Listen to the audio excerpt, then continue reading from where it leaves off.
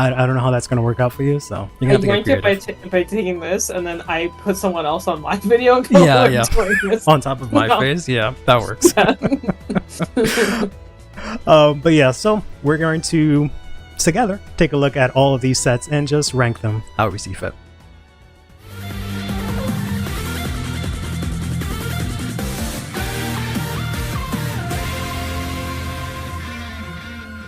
All right, so let's go ahead and start at the very start of the inception of Overdress with the start decks. So this specifically is going to be the first 5 start decks, the one for Nirvana, Bruce, Bastion, Magnolia, and Prison, that basically just had their units, a couple of supporting units and triggers, and that was about it.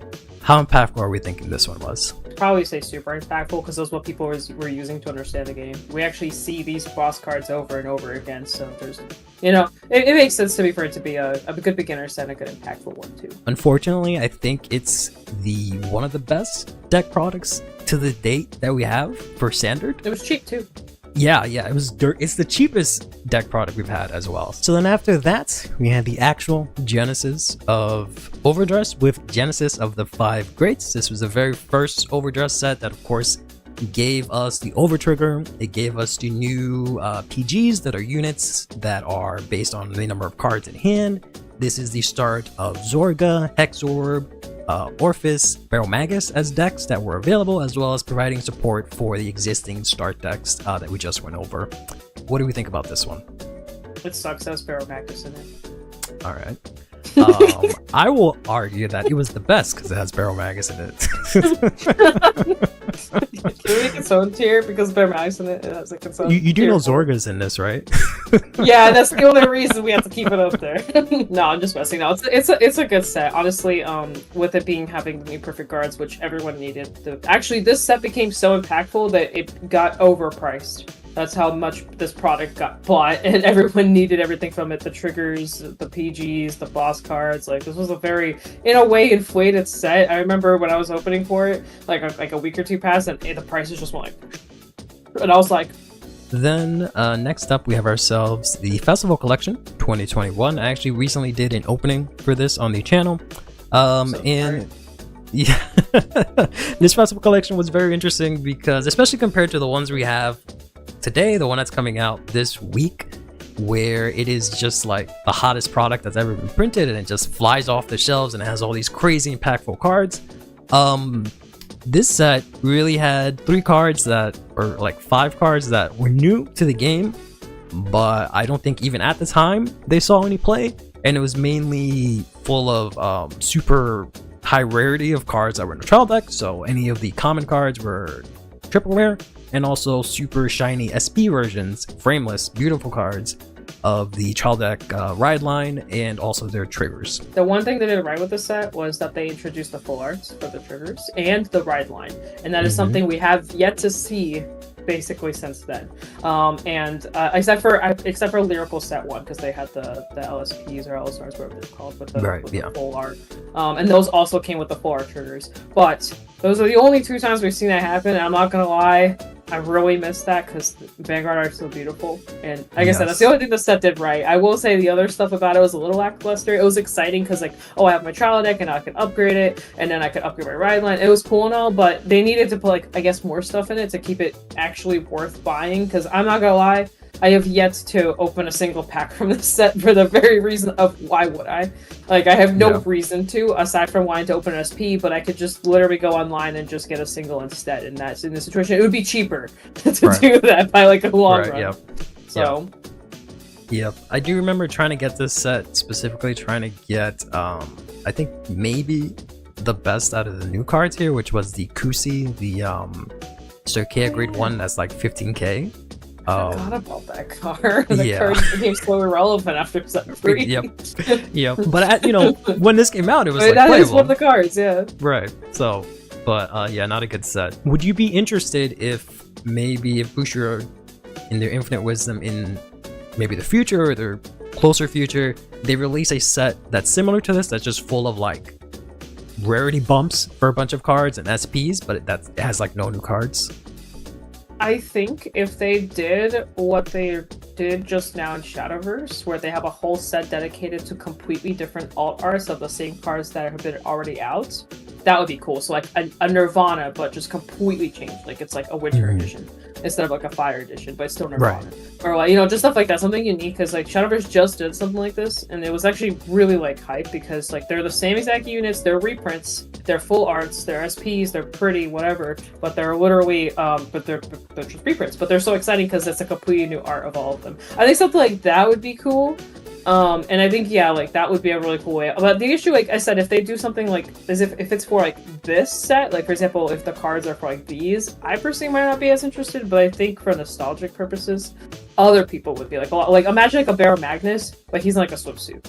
Like think about it. You know, he's got his trunks on, he's about to go swimming. It would be really cool. Or like they do the same thing with Exorb or Zorga or Nirvana, but they put Nirvana with like cute little animals and all that stuff because it's a bird, obviously. Yeah. You know, just stuff like that. I think that would be a really cool. It doesn't have to be swimsuit edition. It could be a winter style. It could be like some kind of specific thing where it's like a certain like holiday or something. I think something like that would be cool because then people can have the nostalgia of having their favorite unit from the beginning of D, and they could also have a reprint on top of that in a sense. But I think personally it might be a little bit better for like maybe Divine.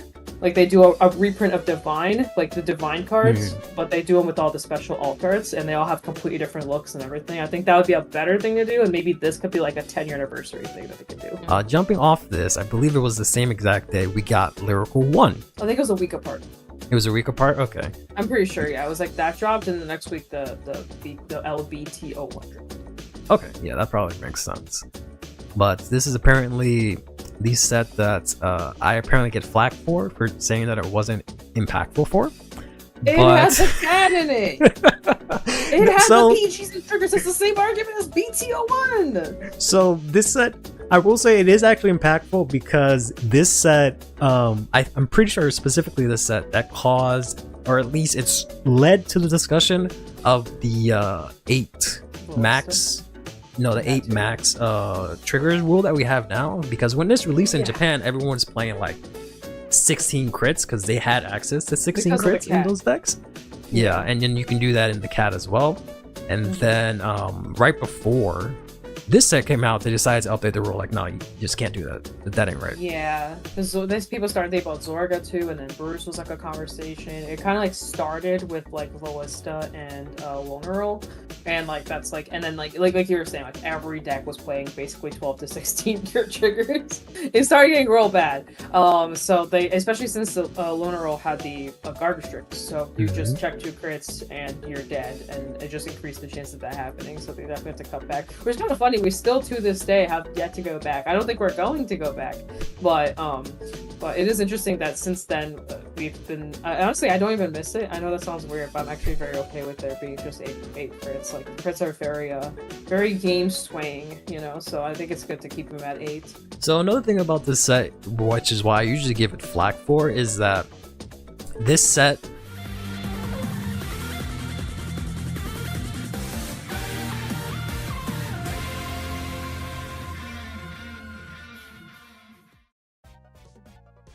Hey, how's everyone doing today? On this Thursday, I am doing alright, I guess. Sorry to hear about your MMO troubles. I can't say I relate, to be honest. I can't remember the last time I played an MMO. I think the last MMO I played was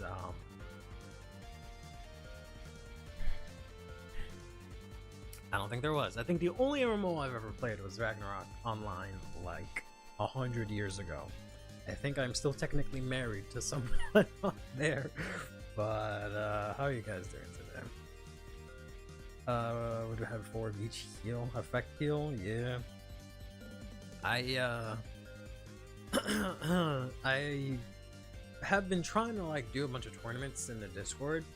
Because I want to get like a robust tournament circuit network or whatever, so that at some point I can start doing tournaments with like special rules, and then eventually, like I've said, do tournaments for like previous formats, retro formats, right? Because I can't do that now because like no one's gonna show up, right? If I can't get like 100 people or whatever for standard, no one's gonna show up for retro, right? But one of the things I want to do is have a tournament where side decking is allowed. So it's like 2 out of 3. My tournament's already 2 out of 3. But 2 out of 3, I might have to increase the time to like an hour and a half each round. But after each match or something like that, you can side deck. Just to see what that would be like. The other one I had thought of was having like this, I don't know what to call it, but this sort of like gentleman's agreement, essentially, for lack of a better word, where at the start of the game, before the game starts, you take your overtook, you put it in your ride deck, and at the start of your turn, you add the overtook to your hand. So it is no longer checkable, but you do have 50k shield to start with. But we'll see if I ever get to do any of that stuff. Good, somebody sold me a Zorga deck for 150, and that's legit. Yeah, that sounds pretty legit. It's kind of hard because there's like a billion ways to build Zorga, so it kind of depends. But if you got the core of it, that's good. So, not bad. Fortunate thing, a lot of side deck is that people will just throw the silver bullet auto win buttons. We don't really have those per se, for the most part in Vanguard. I'm still baffled at Bush's design philosophy. His first design a busted popular theme then create situational cards to counter them. I'll get into a huge rant about that later as we talk about those cards, but I have other questions about their design philosophy and just their general like game design philosophy and then also their planning.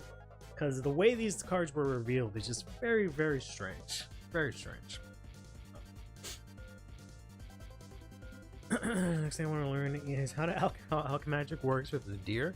You just play an order from your hand, and then you choose an order from your bind zone, and you use both their effects. That's it. So you want to make sure that you use Zorga's effect first to call something, bind an order, and then you want to play both those orders.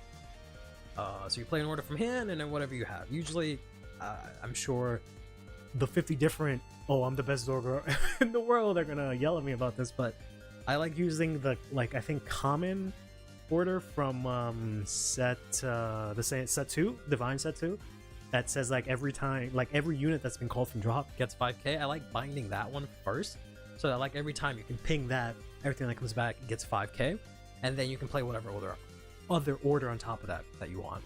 Typically, you don't want to play any orders that bring stuff back for the most part, because you can already do that with Zorga effect.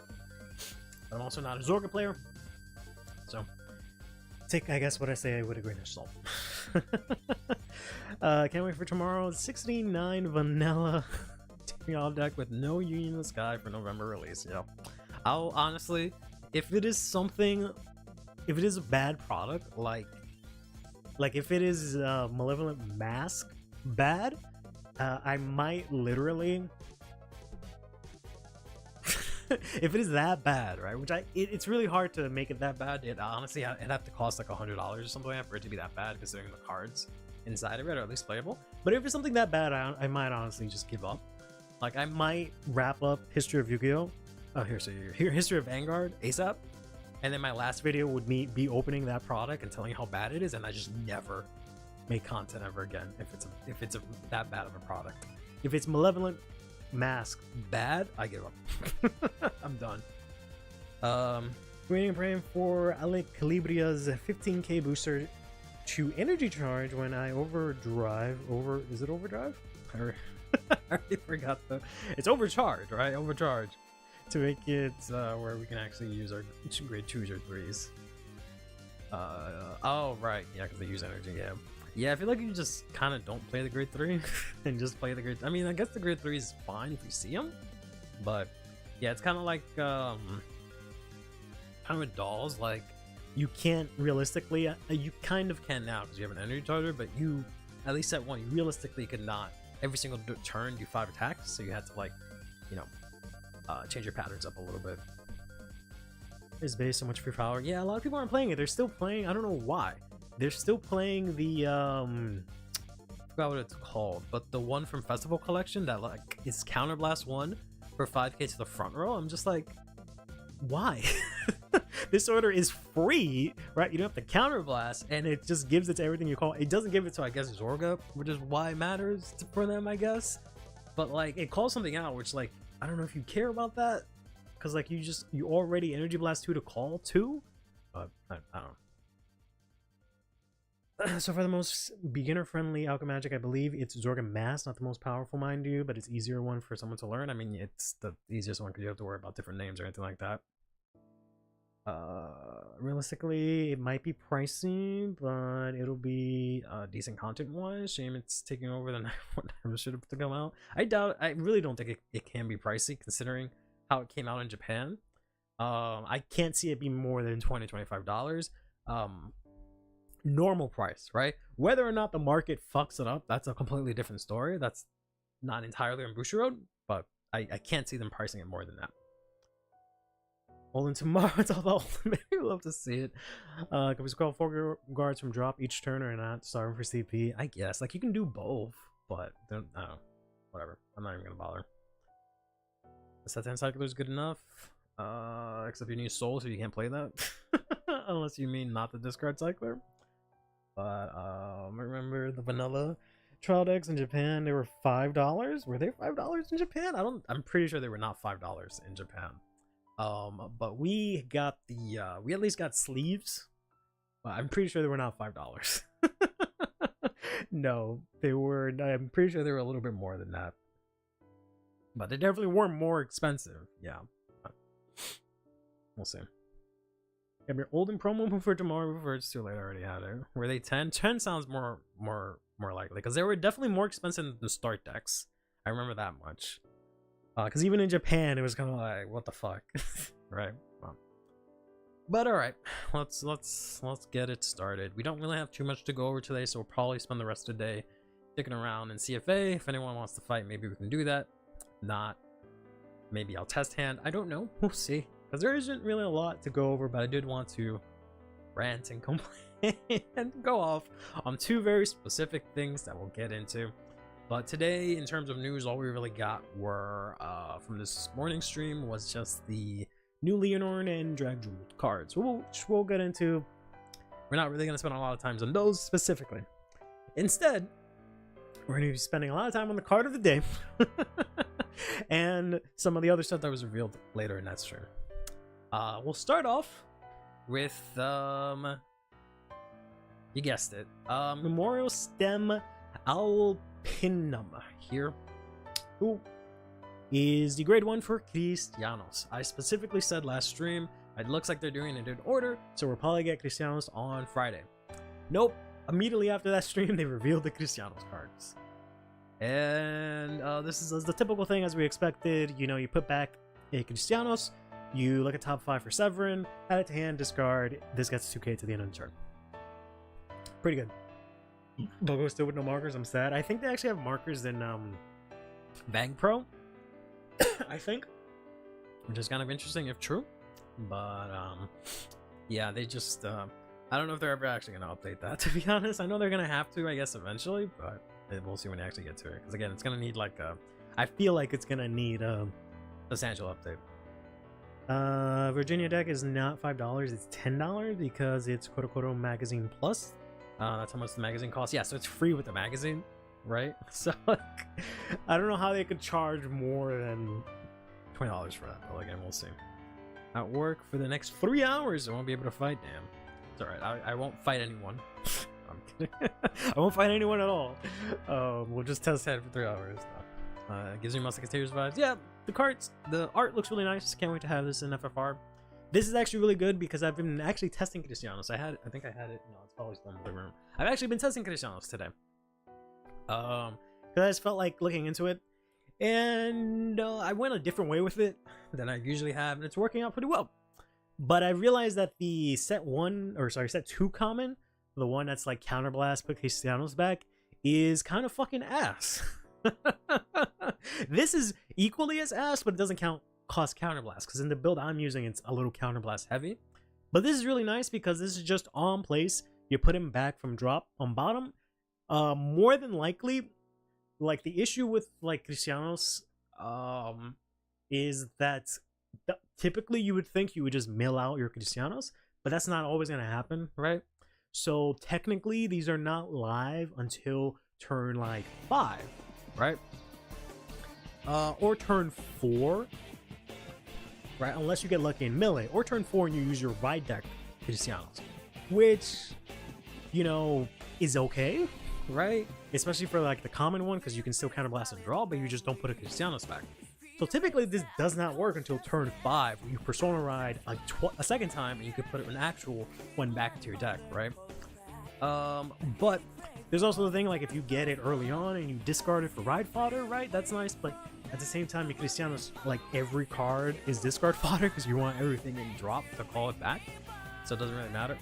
But this one is just nice because it's costless, right? So I might actually end up playing this. It doesn't draw you a card, but it does mill. So that's kind of nice. So we'll see how that works. What's playing? Oh. Forgot. Let's go here. There we go. Spoiler, do you run Philander and Cristianos? Yes. He is, I feel like, a mandatory for him. The deck only works on the backs of Philander and of Nectar. Without that, the deck has no game plan, no function. I will at least say we probably are the best deck for this card because we can discard the Severin. We add and recall the Cristianos effect. Yeah, but that's only if you get a Cristianos, which is the problem. So, that's the only issue, right? So I don't know if it will actually see play, because just the way I've been messing around with the card that essentially does the same thing, I don't know if it will actually see play, but we'll see. It's still way better than this goddamn thing. I miss Curly. I haven't seen him in a decade. What the fuck? Am I not right here? Is my camera not on? No sugarcoating it. This card's complete ass. Yep. This is the Knight of Crimson Bullet Luor. We could have gotten literally anything. The previous 3 actually had decent effects. I was talking about how the Keter one was kind of like whatever, but even that one is, you know, fine. This does 0 fucking things for the deck.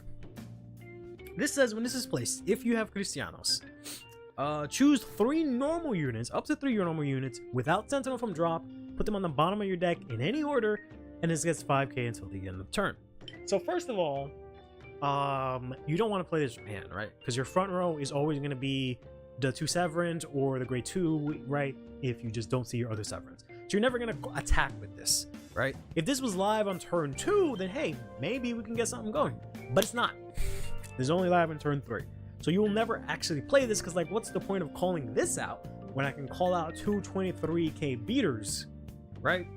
That can actually do stuff instead of this just being 15k. On top of that, I just mentioned that the deck only works on the backs of Philander and Nectar.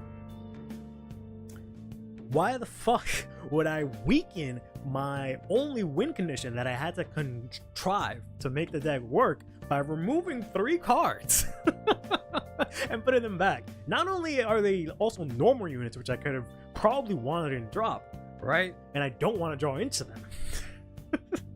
But yeah, then on top of all of that, you can't even pick Sentinels. Like, I'm gonna end up, at best, I'll get lucky and I'll draw them. Keep in mind they're at the bottom of the deck, right?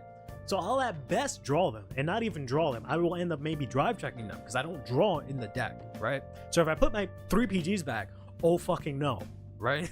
Big whoop, right?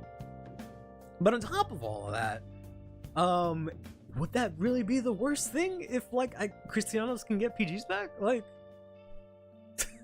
what the fuck? That's gonna be the most broken thing, that I can put them back into the deck and have no way to actually access them? This card infuriates me. The only literal plus is the art and the fact that it is free. It doesn't have a cost. That's it. Absolutely infuriated. Don't work with his deck. There's cards that outright anti-synergize. Yeah, like, I don't understand what they expect the deck to do, right? Like, what's the game plan for Cristianos if we're putting cards back into deck? It doesn't make any sense. It's like the same thing with like the cards for Barrow, right? Where it's like, oh yeah, just put cards from Soul into deck. Like, why would I want to do that regularly unless I'm about to lose? you know, maybe I'll do that in those off situations, but like this doesn't work that way. And at least that gets massive power for each card put back. This just gets 5k. Right, if this put all my cards back for like Counterblast 1 and got like 5k for each, maybe we'd be cooking, right? But we're not. The stove's off, bro. Gas bill hasn't been paid. Nothing is happening here. Horrible. You're tired of seeing these without Sentinel Claws in these cards that people reuse PGs, honestly. Especially decks that can't actually reuse them. Wonderful art where he said, yep, I saw this great too, and my friend who plays Cristiano just straight up said, nah, this shit is so ass, I'd rather play Vanillas over this. Yep, 100%. Blah, the entire Cristiano's community said the same, all four of us, yep. Me, Ek, Azim, and Evans Fred. Those were all four of the Cristiano's players. Ryan was really doing it because he wasn't the one who could. Both happy and angry. And this is hot, and this is lame. Why would it make you happy? There's no reason to be happy. Cristiano's not even on screen, so you can be completely angry. No need to sugarcoat it. Don't mind me looking at Luar doing this shit like tomorrow. Like, even Luar can put back fucking crits. Why can't I just put back triggers or something? I would have loved to like Counterblast 1 to like put back, I don't know, a fucking draw trigger or something like that. Even that, if it was that restrictive, that would be a lot more playable. Like, they're against Cristiano's players. Why are you against the four of us that exist? We're such a small, insignificant population. What the hell? Pick a better group to be against. Aim higher. Have bigger aspirations. Leave us alone. Leave all four of us alone. But yeah, this is super disappointing. Absolutely disappointing. The Dragon Empire one was solid. The Dark States one was solid. The Keter one was like fine, right? It was the weakest out of those three because it was just like look at top deck or something like that. This is just not even playable. Not even playable. I'm so concerned for what the Marlene one is gonna do, and we'll see what Astron does. But there's a base. Closest blue deck that isn't dark. I mean, barely that, but yeah, I guess we're the closest. So yeah, super let down. Of course, next up we've got ourselves the Dissect Gale Dragon, who looks super cool. Cool name. Don't waste your time. Can only attack if you activate Divine Skill. We already know the two cards in Dragon Empire that have Divine Skills, and they will not be playing this. Specifically because it just gets 2k for each of your opponent's open rearguard circles. This is like works specifically like counteractive to with Varga because of the fact that you will just end up retiring your opponent's front row, but also this guy, so you won't even be able to activate his effect. So, and I'm pretty sure you have way better cards in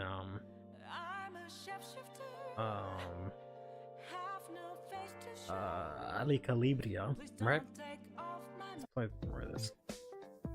Let's just go back to Sonic. I was trying to do Beneath the Mask, but they got the lyrical version in there, and that's just can't have lyrics when I'm also talking, right? Because then that's just confusing.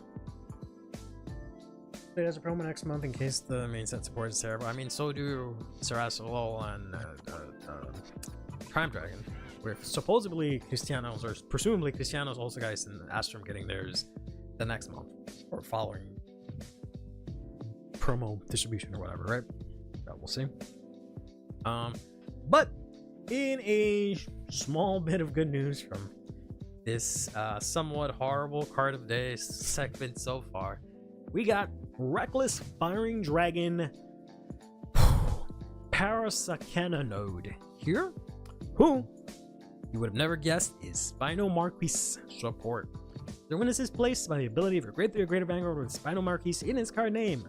You may have this unit get 10k power to the end of the turn, and if you do, retire this unit. So, we have finally a card that mentions Spino Marquis legitimately. I think only him and Patroka are the only promo bosses that have a main set card that mentions them, right?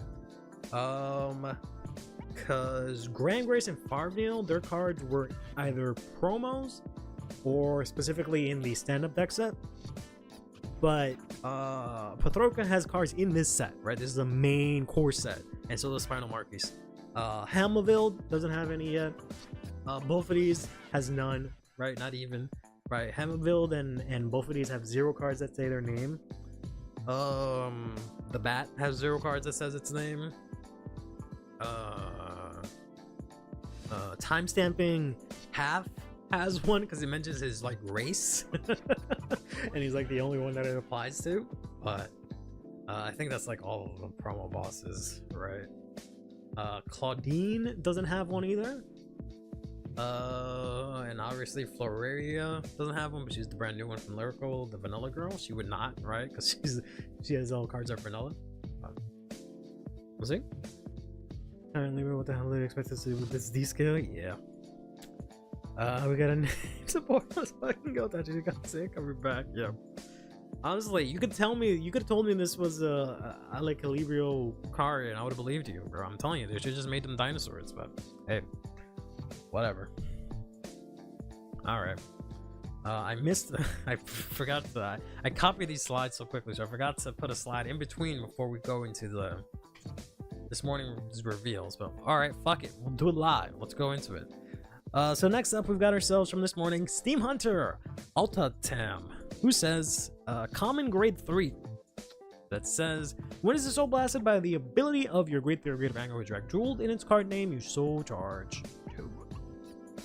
Kind of not playable in any way, shape, or form. Had this had a first effect that said like on attack, put myself into soul or something like that, this would have been, you know, okay. But the fact that you have to somehow magically get this into soul, then soul blast it in order to soul charge 2 after you've already activated the effect, so you're soul charging your drive checks. Here's kind of bad. Just what I needed in the morning. Mid-drag jewel support. We don't need blind soul charge. I mean, don't give it to Barrow either. Feels like a set 7 card. Yeah, honestly, it does. It came back to see the support, but sorry, buddy. Drag Jewel is one of the Dark State decks that almost got rid of blind soul charging, right? Yeah, I mean, they really didn't have any aside from like Dark Jewel's main effect, but like I don't think any of their support cards really focus on blind soul charging. They were all mainly like exclusively, for the most part, right? I think exclusively all like selective soul charging, right? I play Jack Jewel and can't get 4 grades on turn 3 one more time. It's going out the window. I mean, you gotta adjust the ratios, man. Hey, maybe you can play this guy to help you out with that, bros. With the compositive freaks, not to be confused with the squid freaks, mind you. So first effect, if you have a grade 3 or greater drag jewel, this gets 5k shield. Wow, that's nice. Then it says, in drop, if you have a grade 3 or greater drag jewel, you can bind this, choose a grade 3 or greater card from your drop, put it into soul. Decent. It's not going to be played, but it's, you know, decent. Had this, instead of binding itself, if it had put the other card into soul, like if it had put itself and the other grade 3 card, grade 3 or greater card into soul, might have actually seen some play, right? So you get 10k shield and you get 2 things from drop into soul. That would have been really strong. I don't know if they would have made space for it, but that would have been pretty good, right? Because like with Ignis and this, you basically get 4 cards back every turn, right? Yeah, like it's nice to have, but yeah, yep. Smells like set 7. Yep. So we'll move past that and we'll go into the Jingling Rabbit here for Lianorn. We got some pretty good support. No one's talking about this rabbit. I think this is a really good card, right? I don't think it's gonna see play, but it's a nice card. Just as a starting a battle phase, if you have a greater Lianorn, you choose a back row rearguard and it gets boost. So, you know, that's kind of nice. The deck that needs to boost. This gives anything boost for free. Pretty decent, and it boosts itself, so not half bad. Giving this ass skill to this artwork is a crime against humanity. This skill's not ass. This skill is just fine. Grade 1, that's a double rare that actually helps. Gun ram, you your gun ram. Sim will live and die by putting gun ram in injectable. Other than Boomy already gains boost. Yeah, well, don't play them. Play this one instead. Like, what tell me? Yeah, it's a fine card. So 7 card? Probably. But yeah, that's a nice effect that actually works with the deck, I see. Alright. I don't think it's that bad. Mostly running grade 1s. What's the point of running boost? I mean, you don't have to run grade 1s, right? If you would play this, because it makes whatever boost, right? But yeah, it's fine. For common, I think this is fine. Then finally, our triple rare here, or I think our last triple rare, yeah, our last triple rare for Circea is Rhythm of Elegance, Lagras, who says, when this unit is placed on rear, choose a card with Lianorn in its card name, or reveal it from, like, from your ride deck and reveal it, or if your Vanguard's already a Lianorn, you counterblast one like a top 7 for a Lianorn, add it to your hand and shuffle, and if you whiff, draw 1 instead. And if you have 2 or more grade 1 or less back row rear guards, this gets boost and 5k attack and shield. That's another 15k booster that actually searches out your Lianorn and gets 5k shield. That's the Instafora. I don't see why you would not play this, honestly. Yep, bye broccoli. Migrate away from plant tokens as the main focus, but we need a new ride line. I mean, the base Lianorn ride line, I feel like is pretty solid. Thrillers and wipers invite into your Vivian's deck since it's an all-girls band. I mean, you don't know that. Don't assume Lagras is gender. Maybe they're just really flat-chested. This card that supports playing the schizophrenic build Pog, even without grade 1s.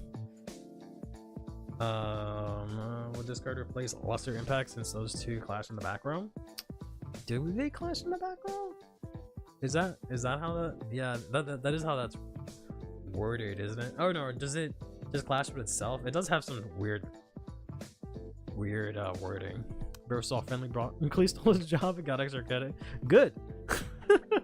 Let friendly broccoli be played in other decks, like Cristiano's, because I've been playing it in that. Let him be played in other decks, right?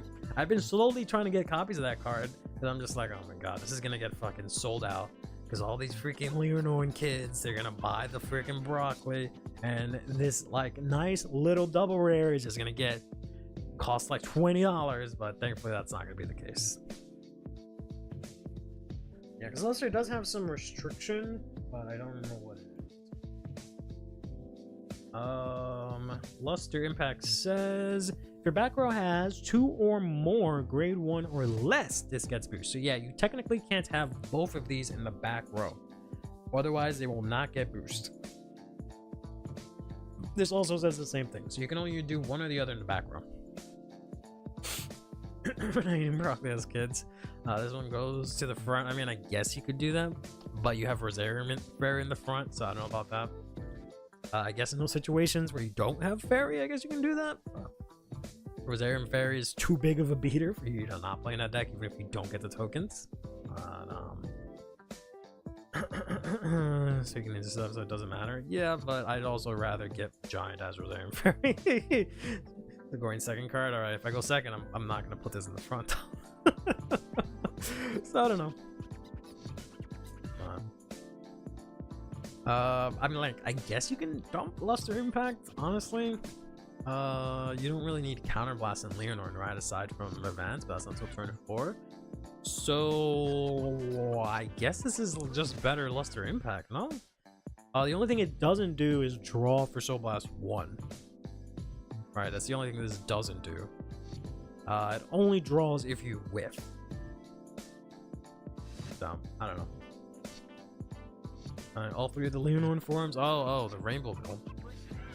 I like that build. That's the best build. Them and this as front row, dragon, and the 2 grade ones in the back row. Less impact is a bigger booster. Is it? Does it get extra power? I just had it open. I don't think it gets 5k, but like, so does this. So, once it gets another 5k? 5k. Oh, after the Soul Blast? Okay, fair enough.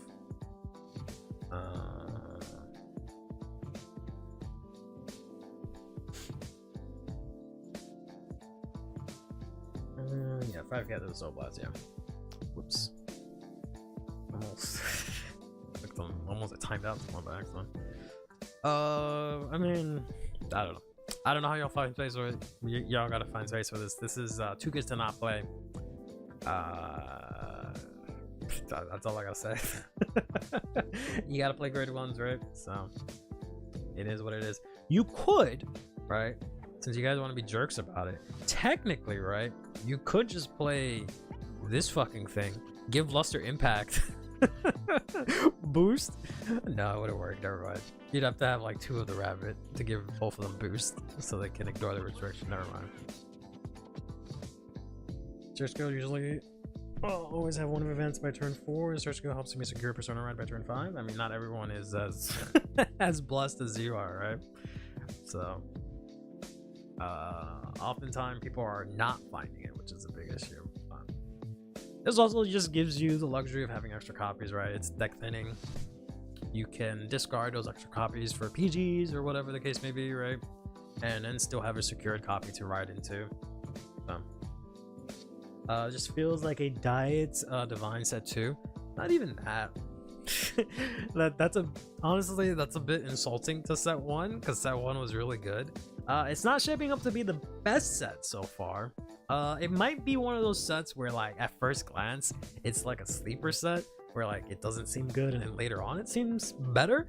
But yeah, so far it's kind of whatever, because there's nothing insane about it. I had the same impression about the lyrical set initially. There's nothing insane about it, right?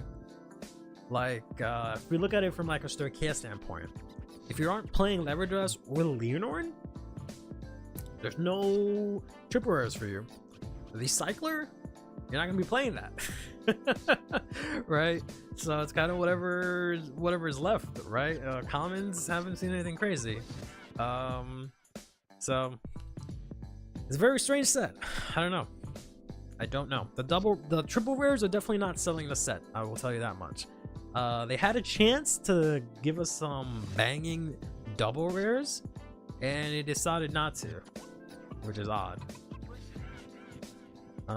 This bug also is the best set. I mean, I would say that because it has Barrow in it, but I can agree the set isn't great. Like, I keep thinking like, oh, I want to get a case for it because of the fact that it has Barrow in it, right? So I want to commemorate the fact that he actually got support by getting a case of it, but I don't know anymore. I don't know. Doesn't seem like a lot of these things are gonna be worth a lot. I don't know. I mean, this is definitely gonna be worth something, right?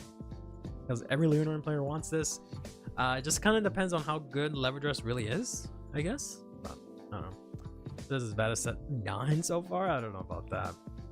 Lianorn and Jack Jewel, do you perk support? I mean, I wouldn't be surprised. Saying I want to get a case where it's guaranteed to be $1 after 5 minutes. Bro, let me spend my damn money and stop trying to make me feel bad for spending money. I'll get a case for anything that has Barrow in it and I don't care. I don't give a shit. You hear that? Bushi Spy in the chat? Put Barrow in any set and I'll get a case for it. I don't give a shit. If it's just a double rare and a common like you always do, I'll get a case for it. I don't give a shit how much Ek judges me like he constantly does. I don't care.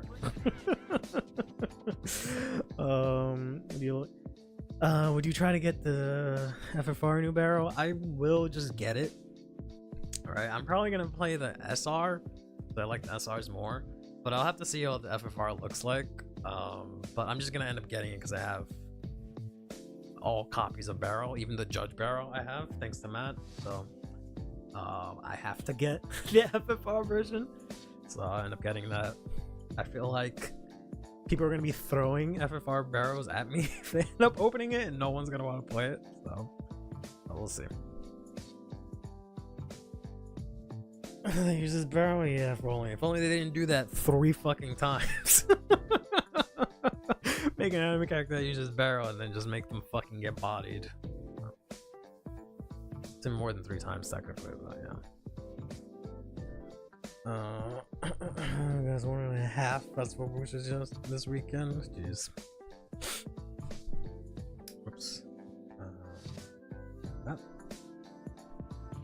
We forget email. I mean, we're probably, but we don't have a confirmation of that. But that would make me email. I don't blame them. Speaking of email, just the last reminder, we still have signups tomorrow for the tournament in the drop zone. If anyone wants to join, it's tomorrow at basically this time. So if you watch the anime episode and feel like fighting, you can join the Discord and we can throw down. Definitely have enough people, so it will definitely be happening. But we definitely have room for a lot more in case anyone wants to join. Spoiler alert, that may or may not be why I've been playing Cristiano today, but we'll see if I end up playing it.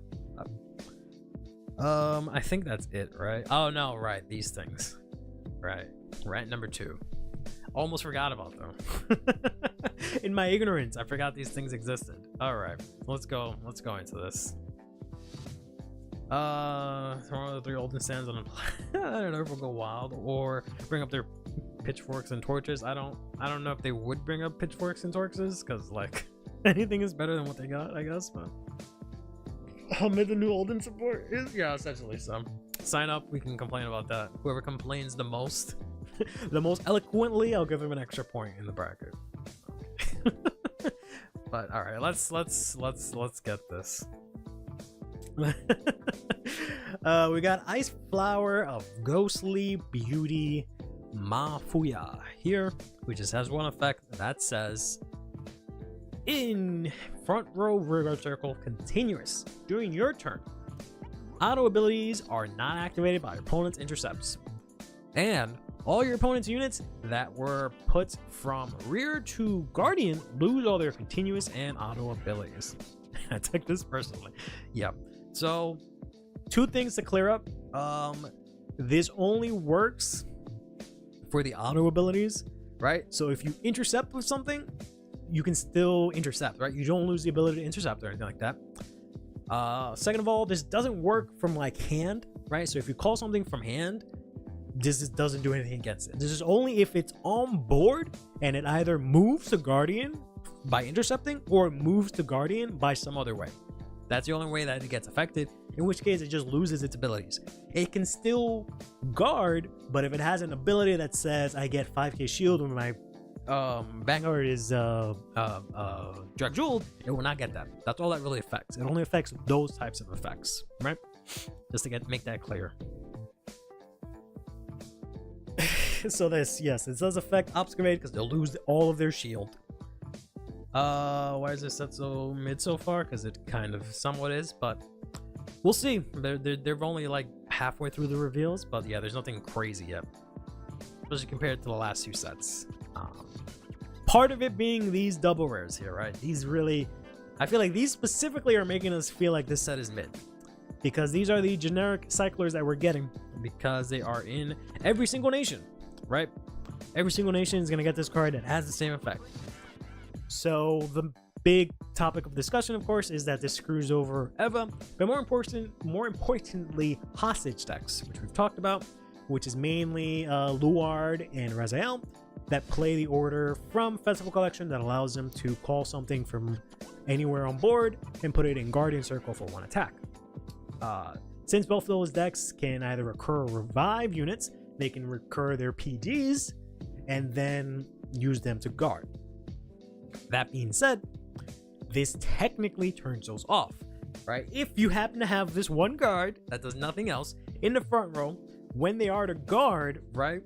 When they go ahead and try and guard, what will happen is that it'll still go to the circle, right? It doesn't stop it from being used as a guard, but in Guardian Circle, they can't activate the ability to discard and like perfectly guard the attack. So it'll just do nothing at that point. So one might think the reason this was created is to combat those decks specifically because apparently they've been such a big issue, right? But is that really the case? Looking at those 3 remaining slots in Bugle.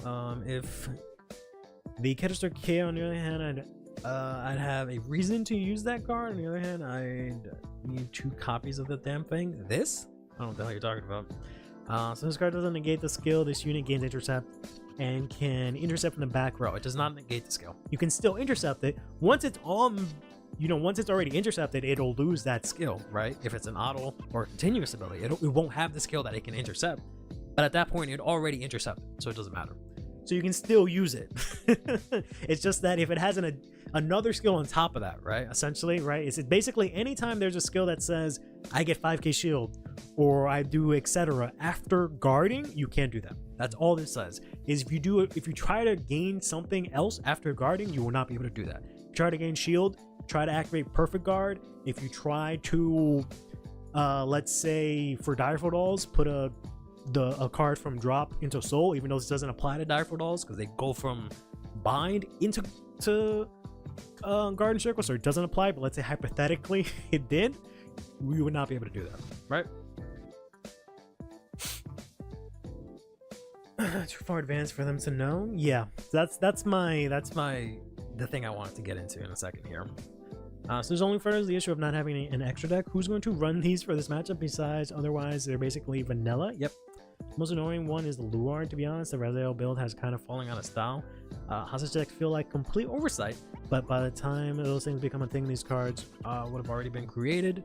There should have had some sort of second effect because unless the Vanguard gets a side deck, these cards are useless. Yep.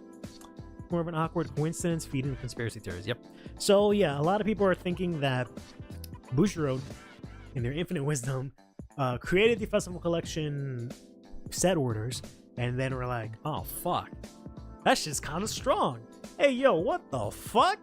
So then they went and they snuck this into set 4, which technically doesn't make any sense, right? Because supposedly Bushiroad has these sets planned out way in advance, right? So presumably they already know what's in set 5 and probably set 6 minimum, right? Because the anime has already been filmed, recorded. That's already like done, presumably. So we already know what all these cards do, specifically for set 4 and probably for set 5, right? But this was like way back, right? They don't just print the cards like as soon as they reveal the cards. It's not like they just came up with it. It doesn't work that way. So this happened way in advance. So the question is, one of 2 things that happened here, essentially. Either A, they created the set orders and they were like, yeah, that's kind of strong. I don't feel like we don't feel like not doing it, so let's just create these cards just in case, which is I think the better scenario personally. I feel like that's the sort of philosophy they should do. They should print cards like those set orders and then later on print cards as like a backup in case shit goes awry. I would rather them be a little more loose, right? Try to break the game a tiny bit, right? Try to like shake things up a bit than the sort of like pussyfooting they've been doing for all of Standard, where like everything just gets 5k and they don't want to make anything too strong, right? That's scenario number 1, which possibly more than likely is what happened. How are the set orders that allow intercept strong? They're not. It's just that specifically for Keter and Storkea, you can very easily use them to guard with PGs, because Storkea can bring back cards very easily with a set order. Zorga does it by himself. Raziel can bring back a card every single turn for Counterblast 1, right, from drop, so they can very easily call PGs from drop. So that might have been strong, and supposedly they're on the watch list, but none of these decks have actually topped because they don't have the kill potential aside from Zorga, who just doesn't make use of this really. None of them have the kill potential to actually end the game. They just prolong the game. So they're not actually strong, but they could be a problem. It could be a problem. When the Keter set order becomes a problem, is Liel to blame? I mean, mainly because of Liel, but also just because Lord and Raziel can bring back cards super easily.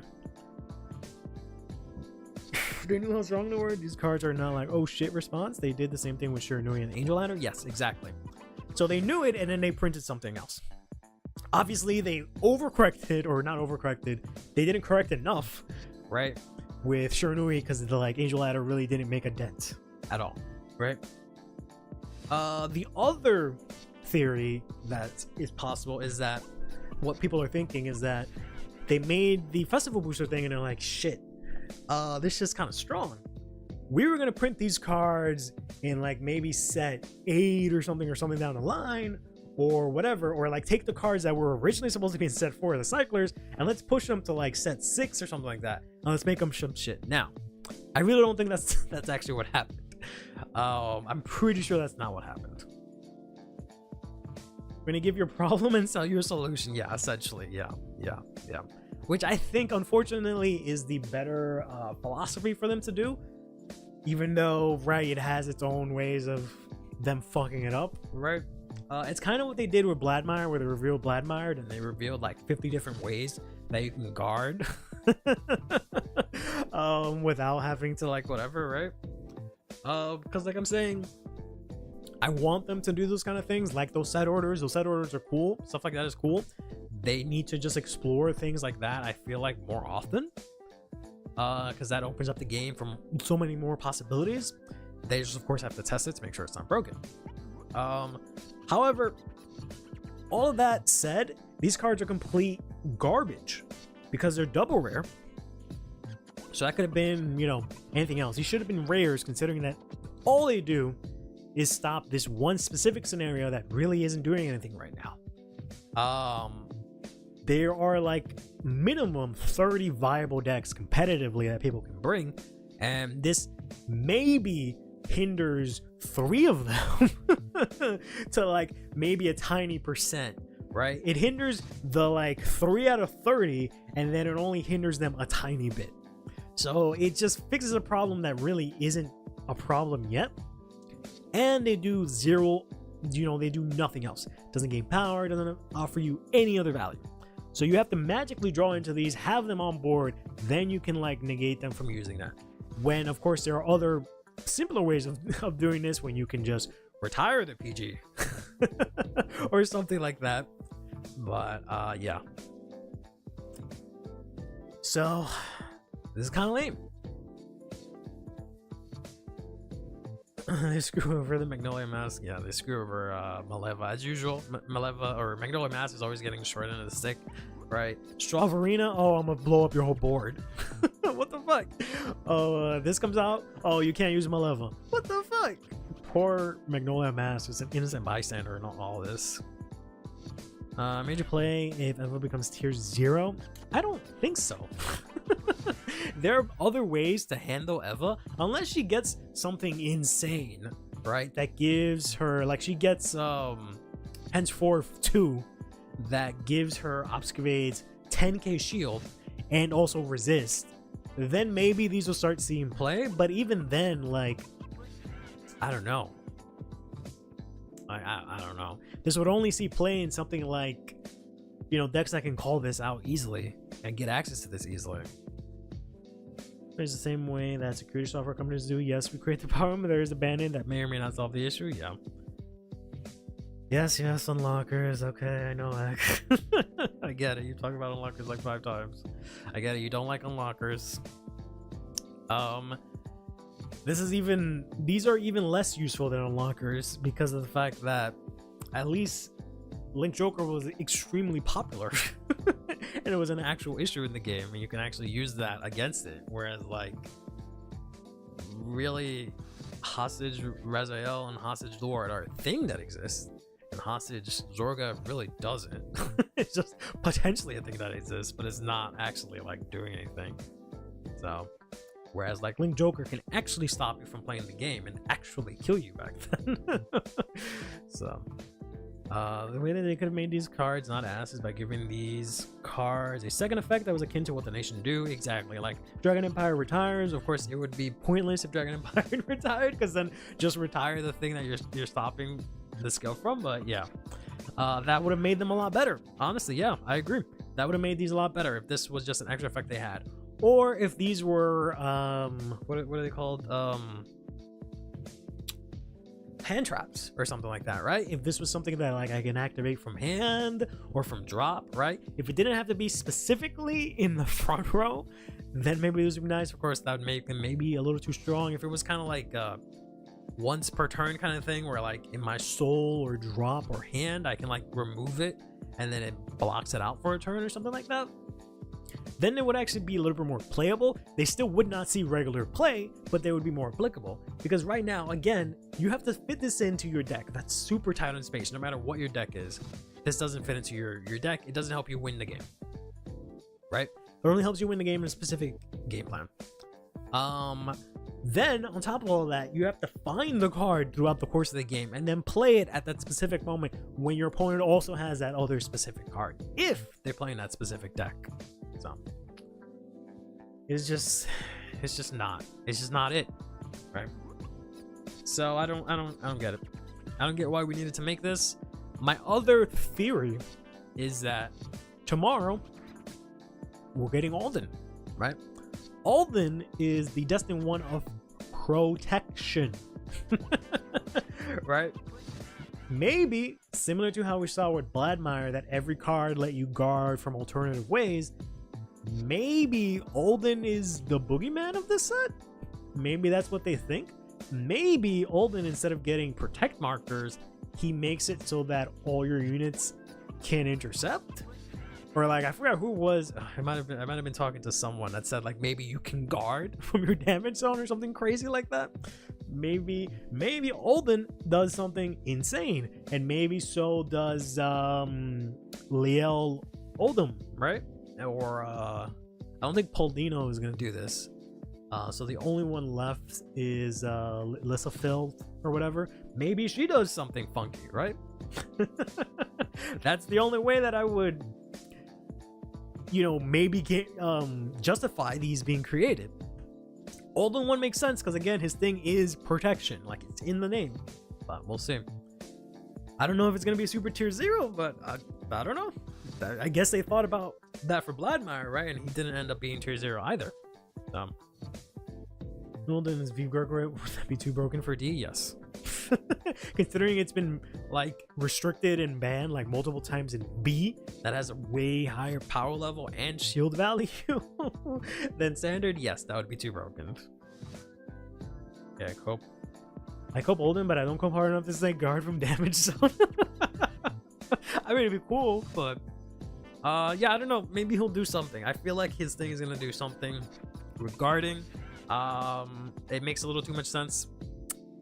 Protect markers one makes sense too, right? Because of the fact that we might get more tokens other than the Infinity Eyes one. We'll see. That's the only reason I can see them justifying making this set. When they themselves said, right? The last time they released the ban list, they themselves said that they have Hostage, Luard, and Raziel and Zorga on the watch list, but they're not seeing any toppings for them, and I think barely any usage also, they said. They just are cautious of it. So it makes no sense for that to be the reason for it. So this just has to be preemptive for either those orders or something in the future. Divine Scale is literally 9 Sky OT. I'd be really mad if they make him Angel Feather, but not really. I'll be really mad. I'll be extremely mad if they make Alden Angel Feather, but he's not really Angel Feather, but we'll see. I don't think healing counts as protection, so I feel like he would just get a bunch of shield. He's more likely, like, I don't know. What they could do, which would be really cool if his divine skill is like, during your opponent's turn, he always gets like 10k shield or something like that, or 15k shield for free, right? For the rest of the game, or something like that. That would be kind of cool. But, like he just has an extra power buff, but only your opponent's turn, so he has extra shield. That would make sense, given the name, and that would be kind of worthy of a divine skill if they could find a way to make it not broken, right?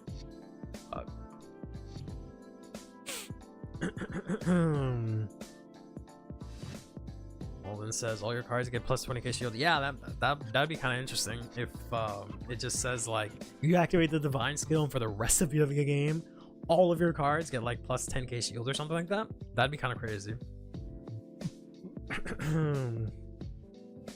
So not gonna lie, I don't know what I was smoking last stream. They definitely gave Olden 3 effects because they also did that for Leverage Dress. Yeah, I guess he technically has 3 effects, yeah. Something super like John's. Call or column, yeah, normally. I mean, if he becomes super defensive, that'd be kind of cool. We got this crazy offensive deck in Equilibria, and then we get this crazy defensive deck in a not toxic way, like Hostage. That'd be okay. Kind of like Dolls, right? If he becomes like Dolls in that sort of defensive way, I'd be okay with that. But we'll see. But yeah, here's they sort of broke down how the interaction works on stream, right? So you can you still use the order, you still guard, but if it's a PG, it just loses the abilities, so it has 0 shield, and it can't use the guardian effect, and it still gets bound, which is kind of funny. But they also spoiled, I guess, I don't know, warning. Even though this isn't really like legit, but they also spoiled that next Thursday we're getting Impaldino, which is the Brantgate Destined one that's fighting against now. So presumably we're watching what, episode 4 tomorrow? Episode 5 is going to be now versus Palladino, and we'll see how that goes. And it's like a total of 9 cards. We already saw Varga cards, so we're not gonna see any Varga cards, it looks like. And a lot of people have been saying, because this caught me aback, but a lot of people, when I tweeted about this, said that it's because the set comes out in like 2 weeks, so they kind of need to wrap up these reveals ASAP, which, you know, kind of makes sense. But we'll see. As of now, Impaldino has to be extremely strong. Right? It's up to Olden and Impaldino to be crazy strong to make them sell this set. Because you know how Bushiroad it is, they got to make one thing in the set good so that it sells the set. It's gonna have to be one of these two, right? Because I don't think Ala Calibria is gonna sell a set. I don't think Leverdress is gonna sell this set yet, right? Who knows? Especially since it's probably getting more fleshed out next set. So it's gonna have to be this. This is gonna have to be the one set wonder, which kind of sucks because I put my eggs into this basket, and now this might be like the more expensive one, but we'll see. It's gonna have to be this or Olden that sells the set, right? Because it sure as hell is not gonna be the cat girl. If it ends up being the cat girl, then I don't know. I'll have to dress up as with cat ears when the set comes out or something like that.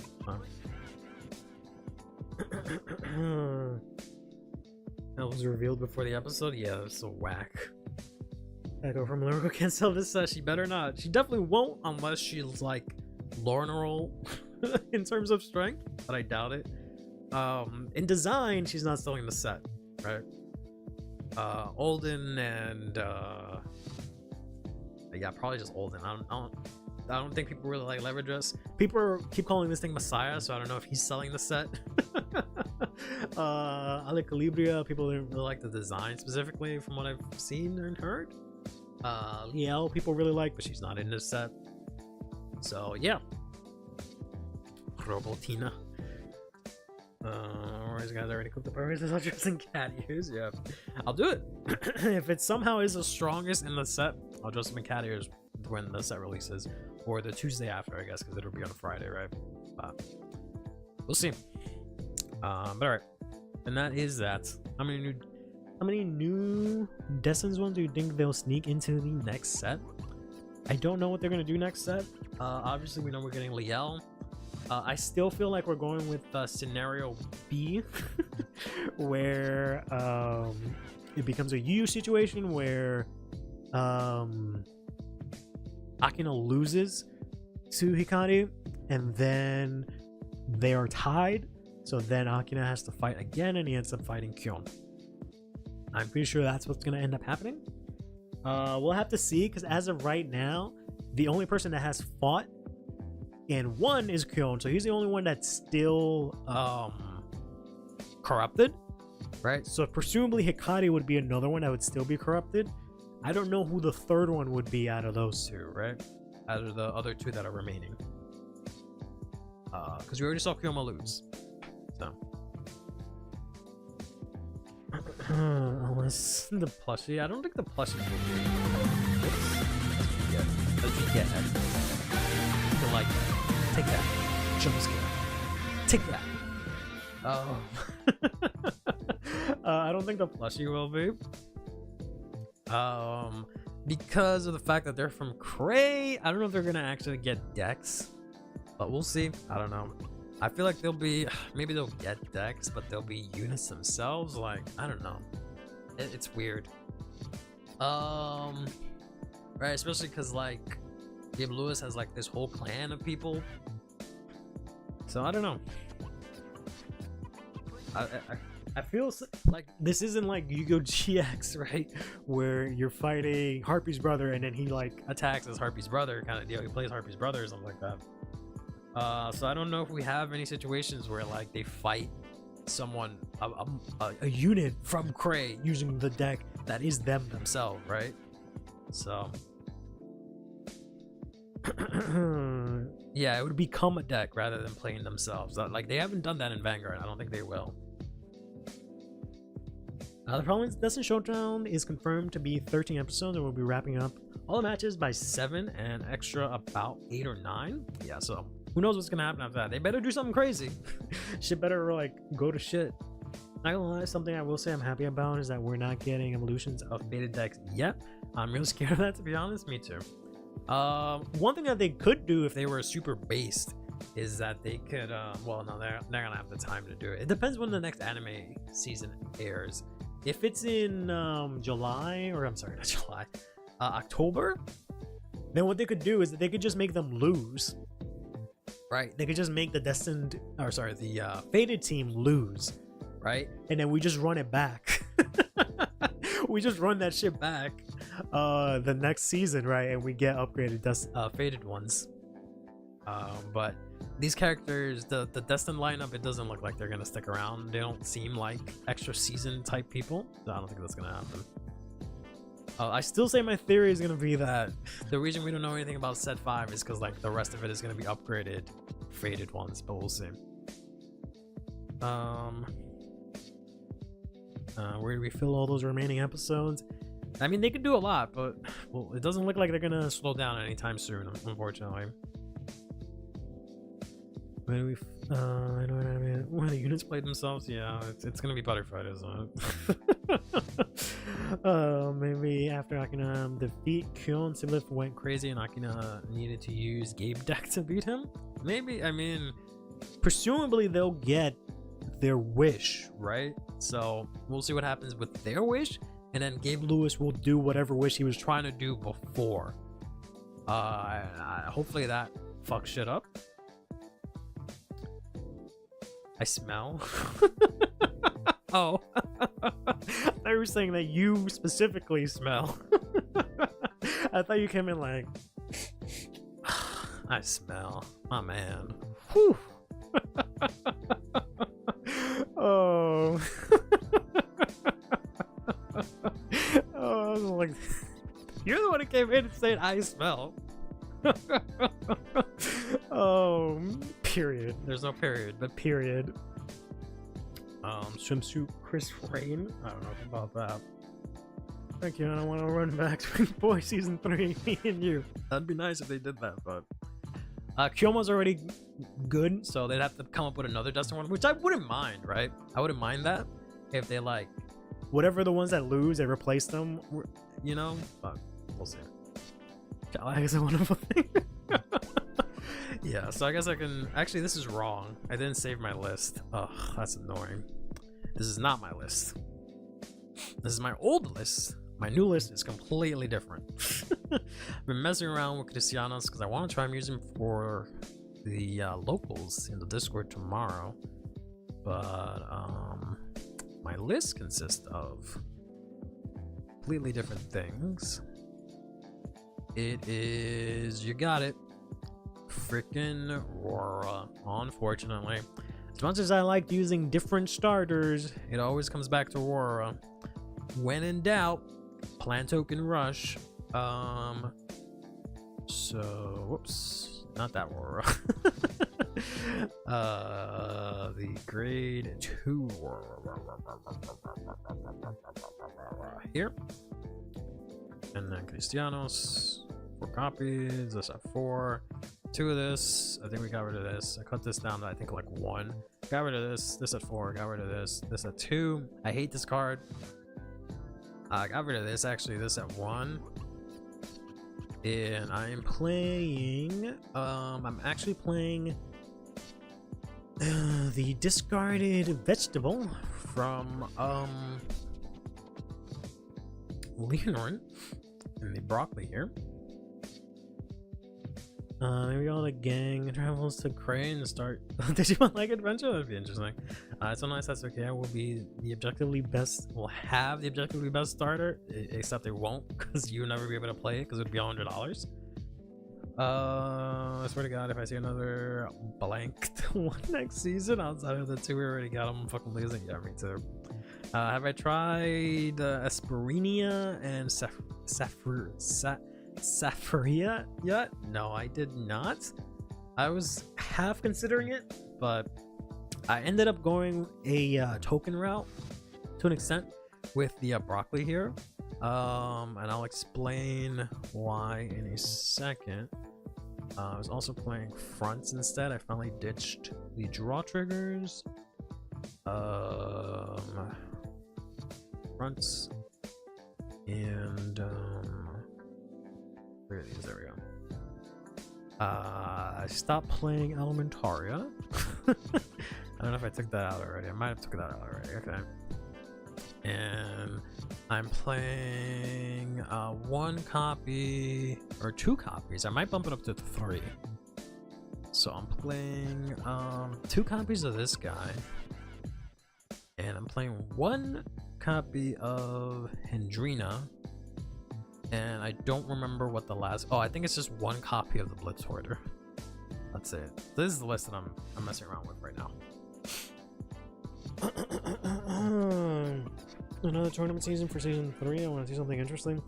I mean, considering how the whole Divines is structured, I think it's going to be another tournament structure, but hopefully, yeah, they shake things up a bit. They went a little too quickly, in my opinion, into the team thing. They should have saved that for season 3, where we built up a better cast to actually make it seem like it. I think the Aurora line in Broccoli is pretty smart. Yeah, so like the whole thought process I was trying to make this deck work a lot better. And the main issue with the deck obviously is, well, a couple of them, right? You get no hand, right? You don't get to draw anything, right? And there's not really any good ways to get draw power. So originally what I was doing was I was playing Blitz Orders, because the logic was, well, if my hand is going to be like 5 cards, they need to have shield so I can actually live the game. But of course, I can only play 1 per turn, and I can't play the Lascadia one because you just can't use energy. So it got to the point where I was considering like playing, spamming, where is she? This girl every turn somehow, right? To like get energy, see if I can find a way to cycle her. I bought like 10 copies of this girl because I know one day she's gonna be crazy just because she's on place energy charge too. But that didn't work out. So instead, I was like, all right, usually the solution to this is end the game as soon as possible, right? So I need a better early game because right now we don't do shit early game unless we get lucky and get like Philander and stuff like that. No hand, no bitches, and you can die before turn 4 so easily. Yep. So I was like, all right, I'll get an early game, and I was trying to figure out how to do that. And originally I was going to play because I needed something that's free, right? Because I can't use energy because all my energy goes into this. All my soul goes into this guy, right? So the only thing I had available was Counterblast. But I was like, it would be nice if this is free because this uses Counterblast also. So I was testing this, and I was like, all right, this gives me a token. And that's a free 15k. You know, that's a good attack.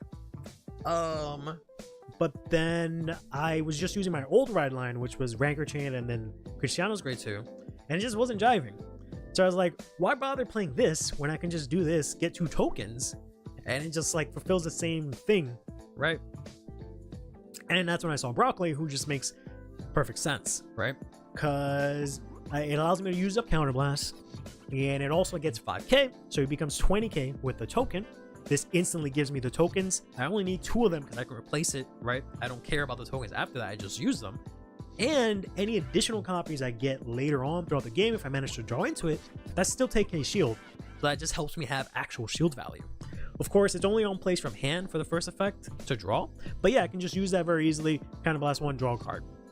And if there's ever situations where like my drop is ass somehow, I can just call this and draw cards. So, Flanders, Fangs and Shark are the most early of the most of my early, but even that is high early. Yeah, Immortalities in this moment somehow. Oh, because they aren't. Use the monkey mill, but defensives are a cool idea. I want to try this in action. Yeah. I've just done test hands and it's worked out fine. But yeah, I do have to find a way to mill more. I have to find a way to mill more, which is why I like the new grade 1. She's not here. Huh. See if it hasn't updated. Interesting. But yeah, the new grade 1, because it's better than this. Not that this is, you know, great either, but it's a little better than this because it's, you know, it's not counterblast, but either way. But yeah, if I could just get something that mills and is selective and does something good, I'd be in a good spot. But the closest thing I can do is like mill. Like I was thinking like I can mill cards from my deck, but not like actually mill cards from my deck, which is why I was originally playing draw triggers also, because filling up drop doesn't have to mean throwing stuff from my deck into drop. I could also just use it to guard, right? So if I draw 20 cards and I guard with all of them, that's still 20 cards that go into drop instead of just me blindly milling 20 cards. So I feel like drawing would be really good if I can get more cards I can draw. That'd be a better way to mill and keep me in the game, but I can't really find like a good sort of draw engine other than like this thing. Just okay, makes Buckle playable, no problem. Both sides will have the plant gauge button. Oh, I mean, you only have plant gauge if you play Star KO? Isn't that like there by default? I'm not gonna lie, I'm hoping that the new Zorgo double arm may be generic enough for us to use. That would honestly be really nice, considering how they screwed us with the common grade 2. That'd be nice. Have you tried Inspiring Archer Elenia for your plant token rush? No, because it's not really gonna do anything. I can only play 1 copy of her. That's this girl, right? Yeah, I use this in Claudine, but she doesn't make sense here because I can only have 1 copy of her. She'll presumably be in the back row, right? Presumably. And she'll only give my 2 plant tokens 5k. I don't get any other plant tokens, and I just end up overcalling them. I do end up keeping 1 plant token behind Cristianos, which, you know, using the fangs is better because it's way bigger numbers, but it just makes that sure that this is always active because I just have to have 1 plant token. So this is always 5k shield, 5k attack. Sorry, Jesus. No other nations get the regular equip gauge button that causes all the headaches. Oh, strange. And then I'm really liking this guy, which is why I don't like this. I want to drop this. I want my only counterblast to be this, and I guess this when I need it. But I feel like I like this way more than this guy. Prevailing Dragon was great in the early days, but nowadays, like, I don't have time to spend a turn where I only have 1 Severin and then this Prevailing Dragon swings in for like baby numbers. So that's not really gonna work out. I like this a lot better because I can play this from hand if I have it. So I almost want to play like 4 of this because I can just play this, bind it, and just get the order that I can play that same turn, right? Rather than waiting till like next turn or something like that. But I think I'm onto something for the most part, right? This has felt decent. I just need a more consistent way to play this order and to fill up my drop. Or to, I guess, get the order back every turn. The cabbage donation work in Cristianos? Not really, because it's only going to give what you call 5k, and you'd have to counterblast and play it from hand. And you get enough power as it is, so it's not really going to do much. Auctions right now prevailing has been the MVP for Buggo. I don't know about all that. Our first grade 3 turn is still Adrena and Prevailing. I feel like, man. Yeah, no. I always, like, I don't know if I'm just lucky, but I just always see Severin, pitch him and drop to the point where, like, I feel like either running him at 3 because you only need 2, and like I keep seeing extra copies or just ditching her because she's really only the backup, right, in case I don't see Severed, but like I barely ever get to go into her. But since you have, you know, especially when we get the other grade 1, the common, right, since you have Philander, it's pretty easy to get this into a drop for the most part. But yeah, I might end up cutting. I just don't know what to make space for. Maybe I'll play a third one of this, I don't know, because this is nice because it's an axe skill, so I can like throw it down early, put a token in front of it, rush with it, and then whenever I need to, I get my order, because then I can just mill the order literally in main phase and then pick it back up if I want to.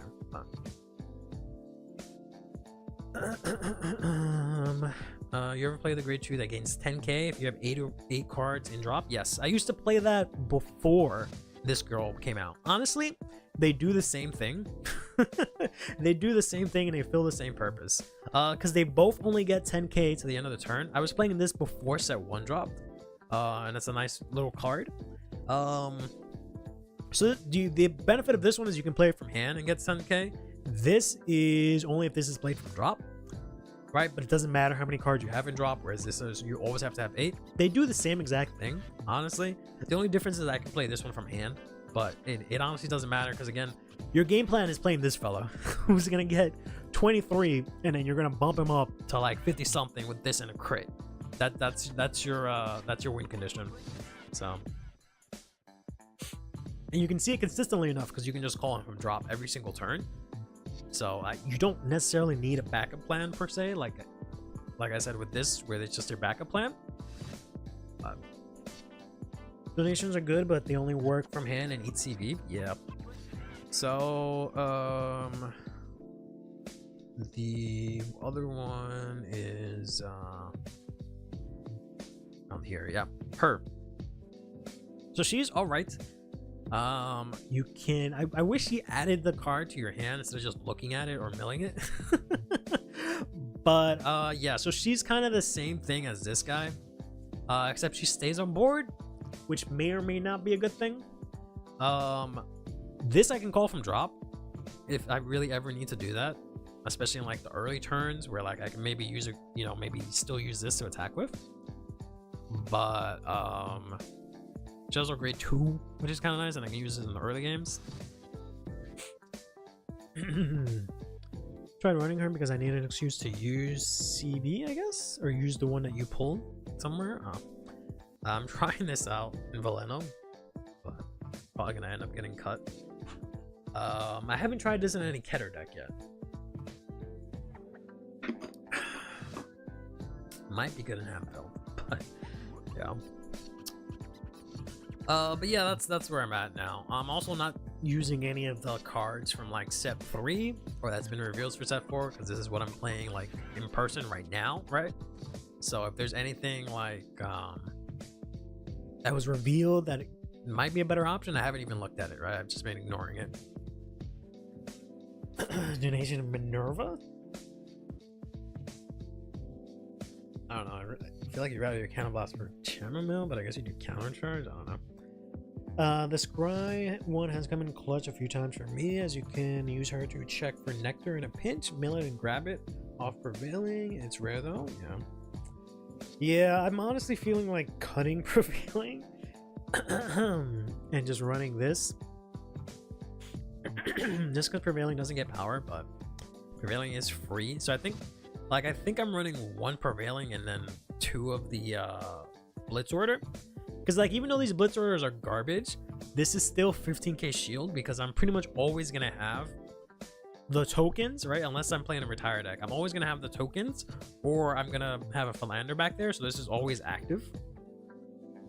Right? So it's always 15k shield, which is nice. So I'll take what I can get.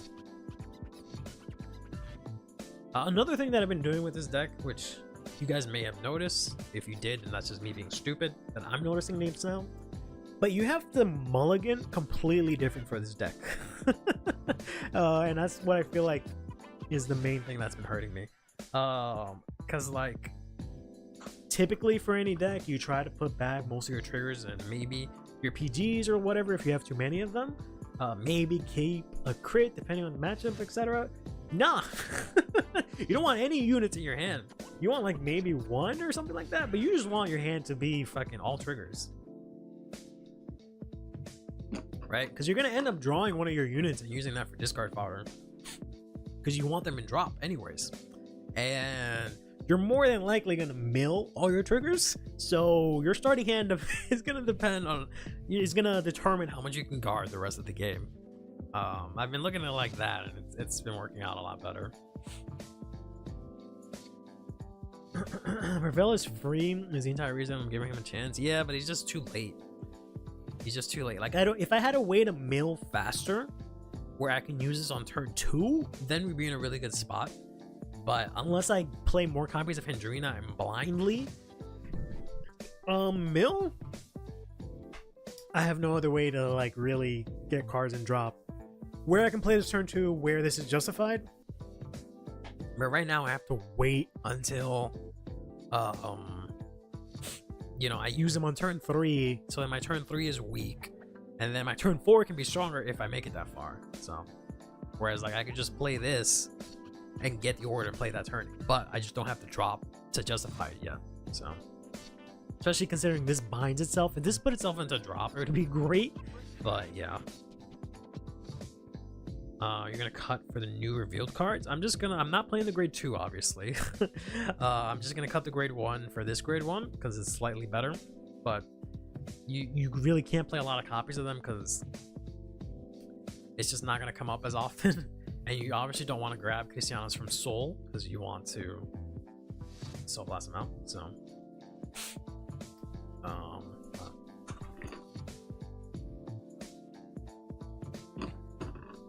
yeah, I think that's where I'm at now. I'll see if I can find a way again to mill more for free. Which, you know, if there's just some way that I can draw. I was trying to also fit in like Yolanda. That is her name, right? I'm not just making that up. I'm not just saying a random ass name.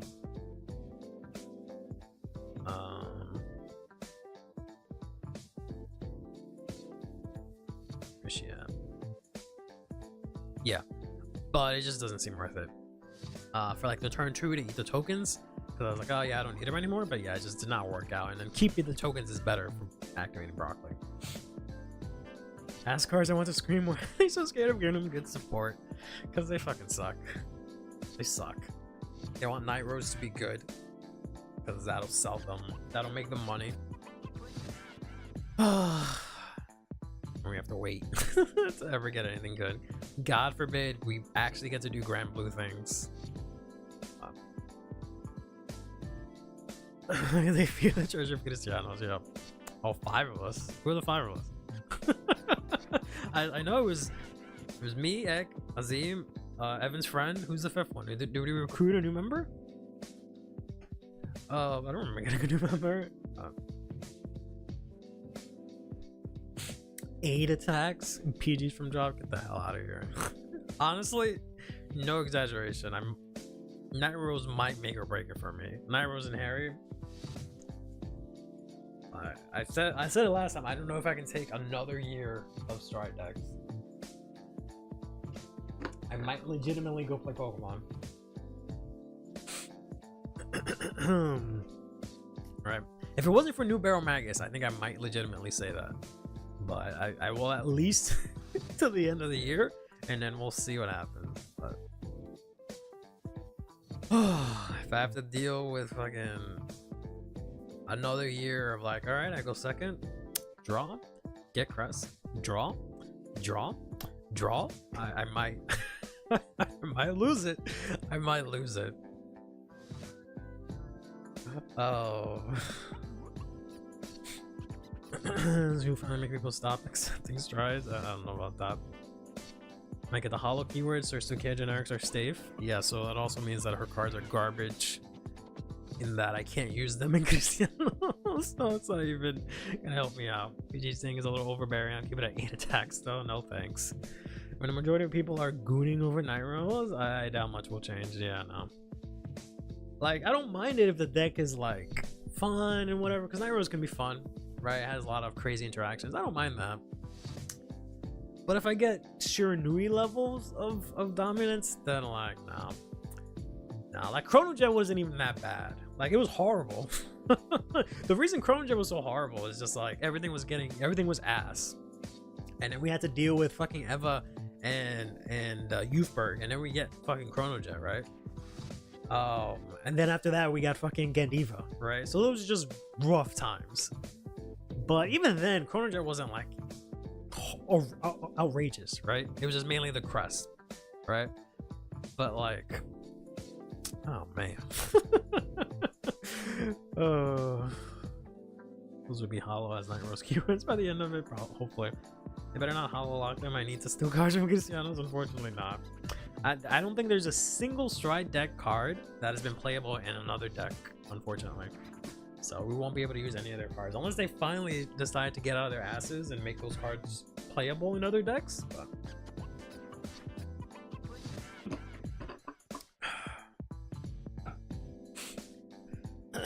She's not the only reason I play Grand Blue. I just love Grand Blue aesthetically and mechanically. Cocytus, Night Mist, or even Baskerk. Can even take either Ghostly Leader or Bloody Deadly Swordsman. Lol. I don't think we'll get Ghostly Leader. But if we get Beatrice, like, it might that might be a bit much. But oh man. Gets to use the Shadow PG though. That's it. They get to use the PGs, right? That's all that's changed. Is that Lucio can't even use Pale Moon PGs, which is stupid. But yeah, at least you know Shiranui gave Stealth PGs to Jojo Doji, and that's about it. That's about it. And that's literally the only overlap they've had, which is what I hate about those cards. Because then they'll also include like a bunch of random cards that won't make the cut for the deck, right? And you just can't use them in anything else. This is my garbage. Well, I mean, those are Legions, right? I would be up for them bringing back Legion. That'd be kind of cool, but I don't think they're gonna do that ever.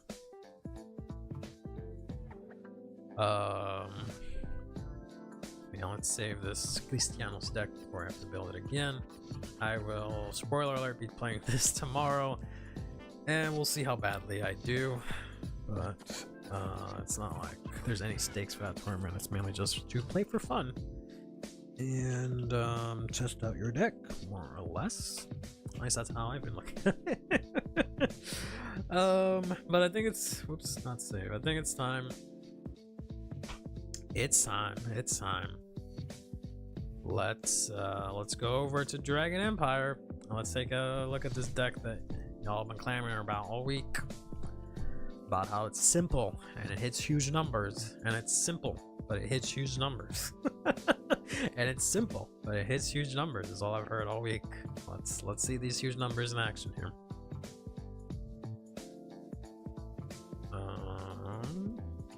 What the? Every time I look, I see another card.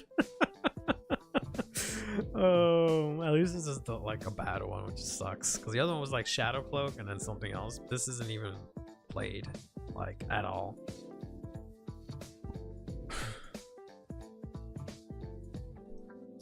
This guy.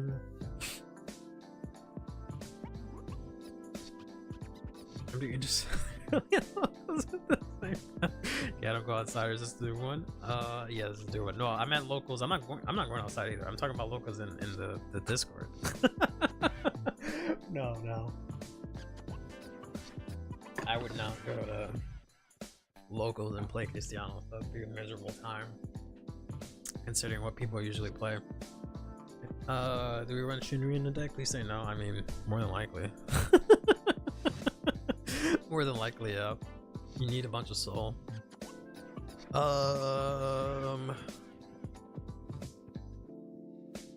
What is the trigger lineup for this? You know, obviously that. I guess this. And draws or fronts. Draws or fronts. You already get a lot of power. You draw from the grade 2 that I think is kind of ass. And you draw from the Vanguard, and that's about it. You don't really get extra shield values for fronts for fun. I guess they could go either way. Go nuts if Rose slash Harry are strong and all 6 deck sets get new stride for the G10 anniversary. Yes, I absolutely will. I will, again, probably quit the game. I will see how bad it is, but I don't. Given like, it's not like specifically against stride. It's just the fact that Bushiroad refuses to like give them any sort of balance. I would rather just not. I would rather not put up with it again. We're gonna play 3 donation Dragon Empire for Soul. Oh, that guy. I guess you don't really use counterblast for anything. You do technically Soul Charge, right? So like, maybe you can call it Shinri. Yeah, so that might work for the early game, especially. I'm just gonna say draws. I feel like that's always good in Kagero, right? And I guess we'll use the now trigger. I never use the character triggers on CFA because I'm like, I'm never gonna get these triggers, so why delude myself? But I guess we'll do Jack Beta. This is a dragon, so we're not gonna use a new PG. We're gonna use this one's fine.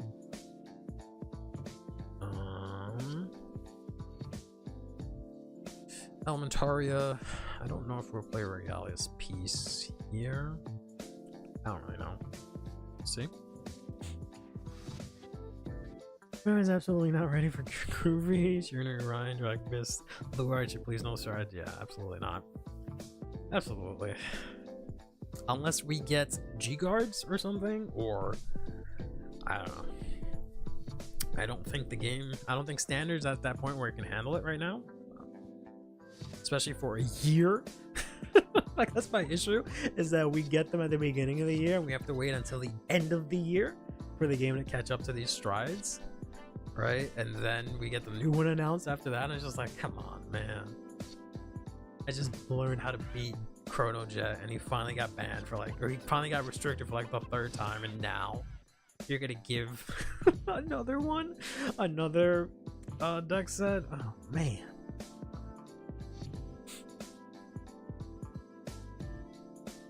Yeah, exactly. So unless they make some sort of G guard for everyone, I don't see that's how it's gonna work out.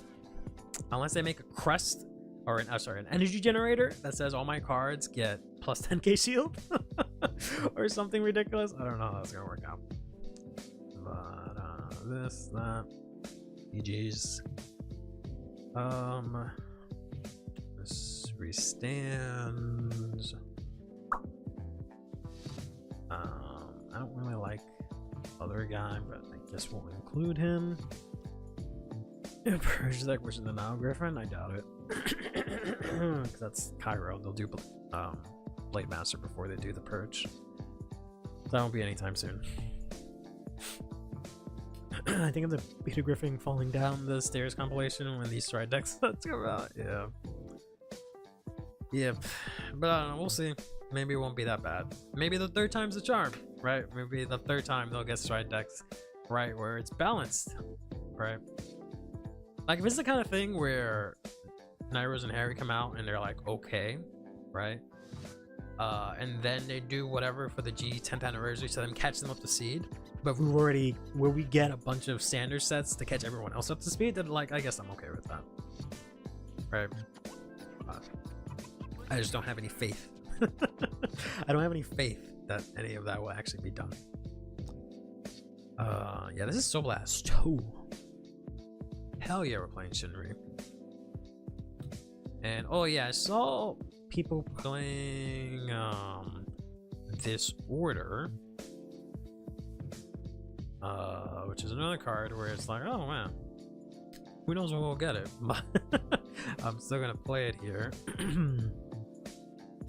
This one, right, so that way you get a normal order, so that way you can just play it free, look at top 7, put something into Soul, or get Persona Ride, or if you already have a card, call it out. So that one's a good get. I guess we can play some copies of the Grade 3.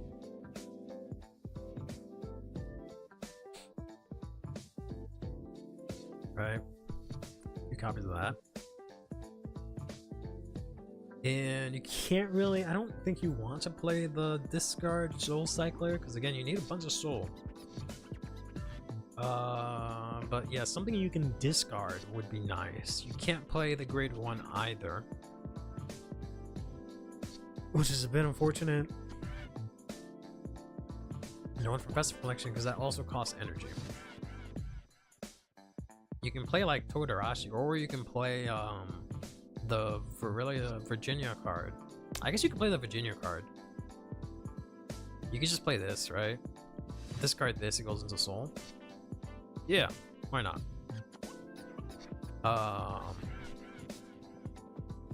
And we have too many grade 1s.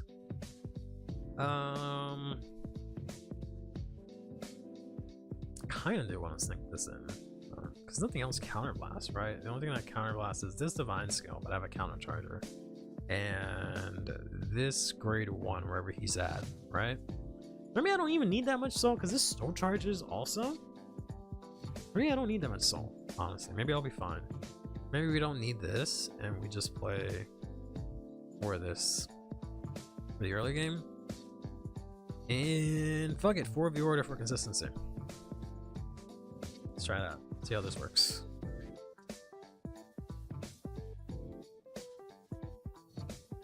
I have a few copies of Justina, the order grade 1 in set 2. Justina? To get the order? Nah. The order's not really that important. I don't think you'll need that. Not make me go wow for some reason. Like, Undra is straightforward in the deck, but has some flavorful gimmick to add spice. Yeah, I'm not really excited about this deck either, to be honest. I guess. And I probably don't want this. Okay. Say we go first. Draw. I don't think we need an extra forward. Right into this. Nothing happens, right? Yeah. So we just take 1 here. Nice. You'll trigger. Hey now. Hey now. Draw. I don't know. I guess I do have 2 PGs. Right. I have to call this out. Oh no, I may call this out. Okay, I mean I might as well. Soul charge 1. Oh, didn't want to see that anyways. Let's play. We can play the order, put something into soul and call it out. Oof, these 2 go crazy. Oh, that's kind of that ring right there. These 4, that's kind of crazy. Holy shit. So I can play this. Look at top 7. I can add it if it's the same name as Vanguard, which I can't, right? Because I don't play as copies. If I see another one of any of these, I can call it out, but I can't. Or I can put in this Shinri into soul, right? Reveal it. Perform one of the following. Put the reveal card into your soul and then shuffle. Whew, that's crazy. That's kind of crazy. Set 3 Mordeline. Whoops. Not enough in archetype units, which can easily be fixed in set 5. No, hopefully. But yeah, that's kind of nuts because now I can pull this back. I can call or leave this up. Call this. Counterblast 1. Soul charge 1. That sucks. Call this out. This gets 5k. This gets 5k. And I can play this here. This gets 5k. That's kind of crazy. I can swing here. 21. Since I played an order, this goes to soul. I draw. Swing. Check. Draw trigger. Power. Draw. Freaking 38 on turn 2 to your grade 1. This goes to soul. I draw. Whew. That feels really good. That feels really good. All right. I hope we really get this order now.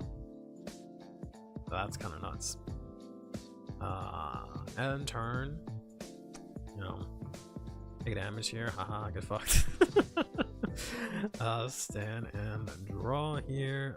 We got the restander. We have Persona Ride. We have another restander. I don't have any of the grade 1s, which is really rough. What does grade 2 do? Look at the top 3, choose 1, reveal it, put it into my hand, put the rest on the bottom of your deck, and if it was overcharged, soul charge 1. Okay. Let's look at top 3. 1 into hand. Ideally the grade 1. Put the rest on the bottom of the deck. And then since it was overcharged, I soul charge 1. Yes, I definitely don't need extra soul. Probably need things that use more soul. If anything. So I can call this, or call this here, I should say. Call this. Then skill energy blast, or sorry, soul blast. Choose 5 units, they get 5k, so 1, 2, 3. 5k, 5k, and 5k. Then they all get powered up. So this gets 5k because I have 3 or more overcharge units. Yep. This gets powered up because of overcharge, and this says this gets 5k, and then I retire it at the end of that battle, right? Yep. And this fella says I have 2 or more for the overcharge ability. I draw 1, get 10k. All right. It's like it's kind of fire. Like I really like this interaction, the fact that everything else fills out to give you power is kind of nice. Where it never got used as much, never got as much hype as Mythiarch. Yeah, I don't know why. I think it kind of just got forgotten because Cotholith is so bad. But yeah, hopefully we get that. Man, if it's if that's a sneak peek for like set 3, I'm gonna have to get like a pizza box or 2. But I don't know, we'll see. If there's no hype, maybe I don't have to worry about it. So this restands if your Vanguard attacks a grade 2, it doesn't restand this turn. So we can just do this, I guess. First, second check. Swing in, fat. Retire, counter charge, and then nice fat 43. Go for pizza with pineapple? Disgusting. Get out of here. Get some taste buds. Get some taste buds. What's wrong with you? So we can guard. Take. Nice. They should be like at 4 minimum, so I don't think we'll heal. We can take this, maybe no. We'll probably have to PG, discard. We can maybe intercept here. Alright. And here we can Personarido. Draw. Okay, cool. We got this. Yeah, I need to use more counterblast. That's crazy. Alright. So I can play this. When is this placed? If I have 2 or more, I CB1, draw 1, soul charge. I could just do that again, I guess. Counterblast. Draw 1, soul charge. Is there anything good that I can call? I can soul charge my thing. That sucks. Yeah, I can just do this. Overcall this because I got greedy. Use this, Soul Blast 2. I have to choose you to countercharge, you, and I guess you. So this gets 5k, this gets 5k, this gets 10k, this gets 10k. Then Divine Skill, Counterblast 1. Also, wait, I draw first. He gets 10k. And then I Counterblast 1, choose 2 of my rear guard. This one was 3, right? I haven't been cheating. Yeah, okay. So choose this guy, give it 5k. Choose this guy, give it 5k. This guy overcharges. You take a damage. You check the overtrigger. It loses 10k. And that's it. We go swinging, right? We go to battle here. We swing 30k. Swing 30k. Swing here. Fucking giant ass 56. And then energy blast. Fucking 6. These get 10k. Good god. First check, draw, power draw. Second check, power draw. Swing, fucking 73. Swing, fucking 73. Also retire, counter charge. Alright, this is kind of gas. Hold up. I know everyone's been gassing this up, but that's kind of crazy. About to set order for nothing? Yeah, kind of. I mean, no one's gonna play the double rare, so you'll be fine. These are Zerger's numbers? Yeah. Yep, and I don't have to play orders to do it. I don't have to think 10 turns ahead. It's just fucking go. Would go second and shotgun a divine skill, but actually not really. Using divine skill against an opponent with 2 damage isn't scary. Instead, you want to push some damage with big ass columns before shooting him in the face. Yeah, you want to go second. Sorry, first. So I'm thinking maybe you can even play. I don't know. I don't even want to play more copies of this, but yeah, that works out really well. This, like, this Shinri and this guy work too well. That is insane that you can just play this order, look at top 7, put in Shinri, play this, call out Shinri, right? And she instantly gets 5k because you play it in order, and then by themselves they become 28, which is the nasty shit that Shiranui does, but then it has the nasty shit later on, right? So you basically you do Shiranui stuff literally, right? Except better. You just don't dominate your opponent. That's the only thing, because you hit huge crest-like numbers, like bigger than they can get, honestly, for easy. Like, whew. This series don't look like deep, dark Dragon Empire POW. We can't just call everything POW, guys.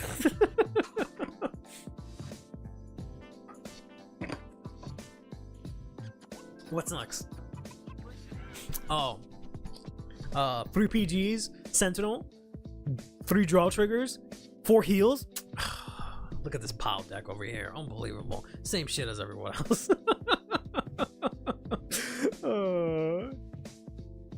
It's fine to give Rose 8 attacks, sure, as long as none of them gain power. If they're all just 10k, 15k, go ahead. Oh. Back. Body all fucked up. Not bad one time. I switched pillows with my fiance once, and both of our fucking necks and bodies just got fucked up. Like, it's insane how much a pillow makes a difference. Let's live shit up.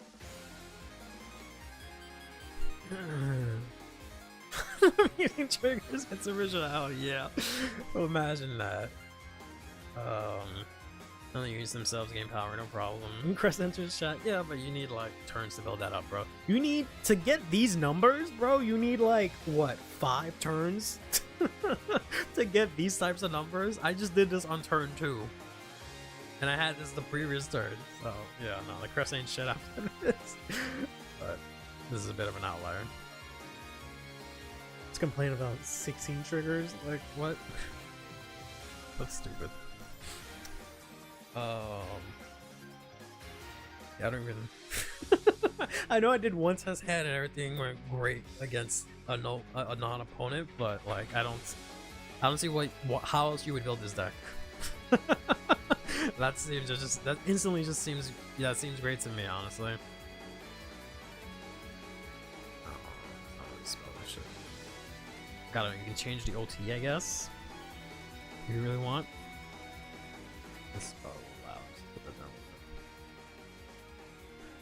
For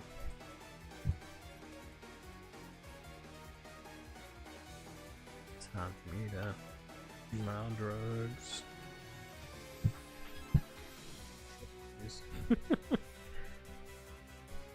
God, he's undoing shit. I mean, hitting for 50 something. On grade 2 is kind of degenerate.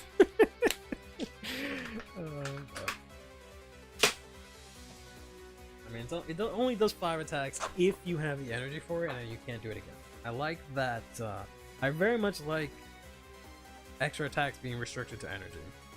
It just makes it so you can't do it every single turn. You have to like actually play a game and plan things out.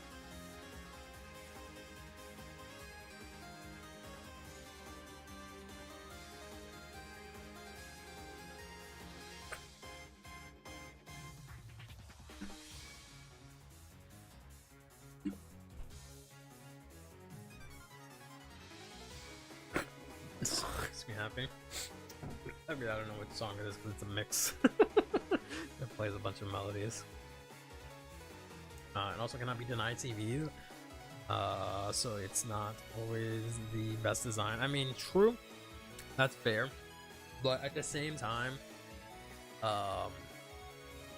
it's Energy Blast 3. So like, for me to do 5 attacks going first, I could only do that once. Right?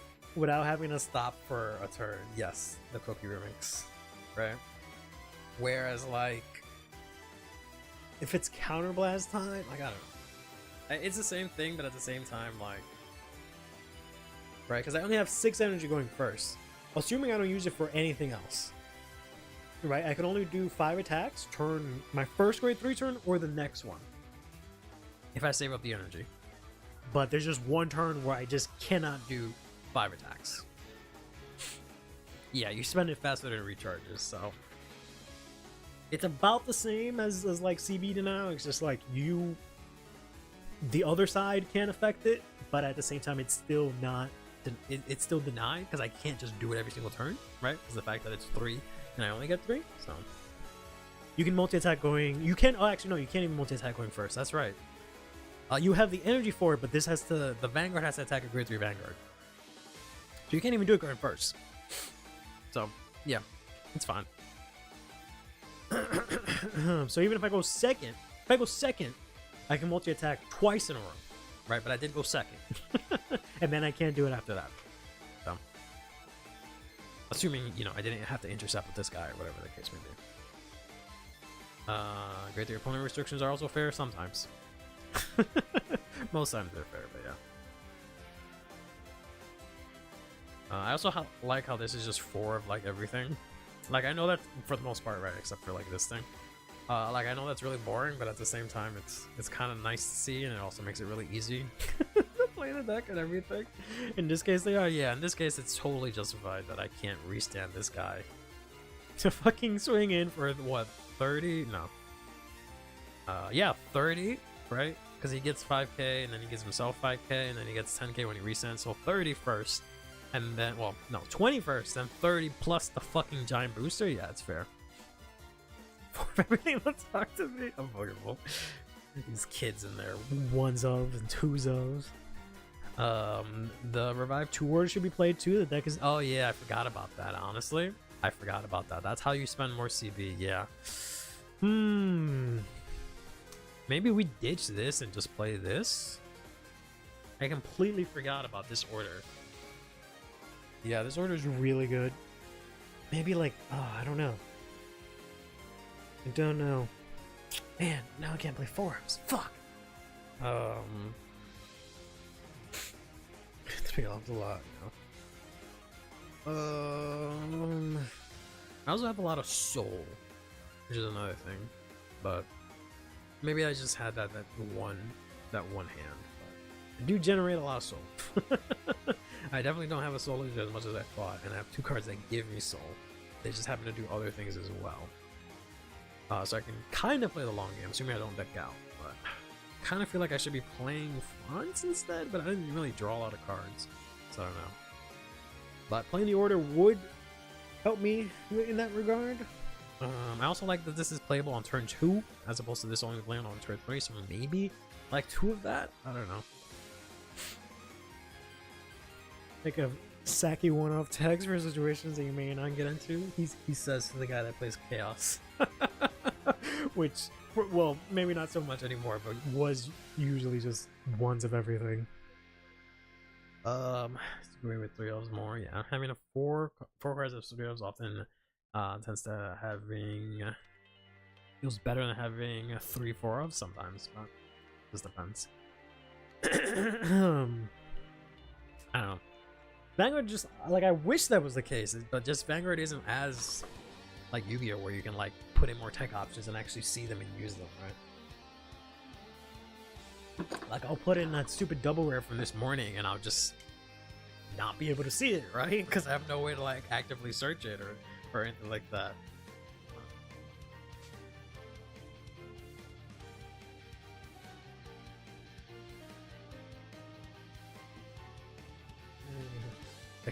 It's not the same, sure. Technically, it's not. Because now you don't even play at Highlander. Since you can get away without it. I technically have a bunch of decks built. They're just, what, 20 years old?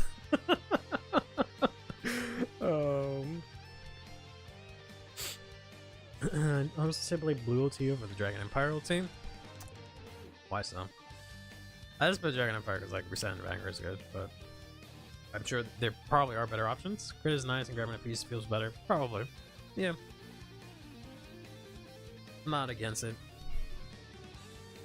Doesn't synergize or anything. No, it's just Vanguard Resend, which is also good. That's all. But no, I can feel that. Purple wouldn't even be horrible. Especially if you have like this guy, because you can get an extra attack, right? He retires himself. But only if you do like his attack first. But healing, you know, getting a card from damage is nice, right? Purple wouldn't be horrible. Lemon ulti, yeah, I was also thinking that too. That card's pretty good, but I don't think that you don't have like a guard restrict or like anything like that. You have really big numbers, so if something got a crit, maybe, but you don't. The glass head I already did. That's my rogue stuff. Was that fun? I don't even know what rogue is. Also, joke's on you. I played Yu-Gi-Oh! Last Saturday and the Saturday before that, but just not like actual Yu-Gi-Oh! I was playing what do you call it?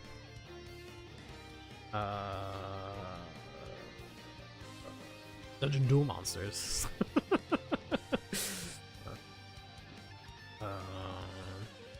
This field doesn't count. Nope, it was actual Yu-Gi-Oh! There's Yu-Gi-Oh! In Dueling Book, so that's actual Yu-Gi-Oh! In the game. But yeah, I built classes. What is even his name anymore? I don't even know his name. Yeah, I don't even remember his actual name. Sacrifice class. I was gonna say it sucks because I have all the names listed. I like type out the name of the deck, and I'm just like, shit, which one is it? Yeah, I had already built it and tested it, and it just feels like ass, and I just didn't want to play it ever again. Why am I playing you in main deck? Oh right, because if the mommy goes into damage, I can get her out.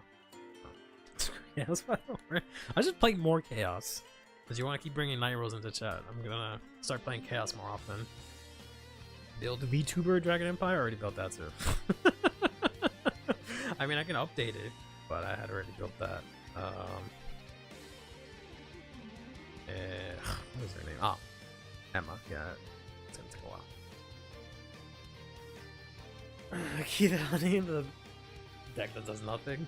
So just build the lyrical deck, essentially the one that uses the vanilla cards. Like he has his design, just hate him in the lore. Yeah, that's what I've heard. I really have to catch up on that one of these days. If the Sheer Kelly was Night Rose, I don't know if that really counts.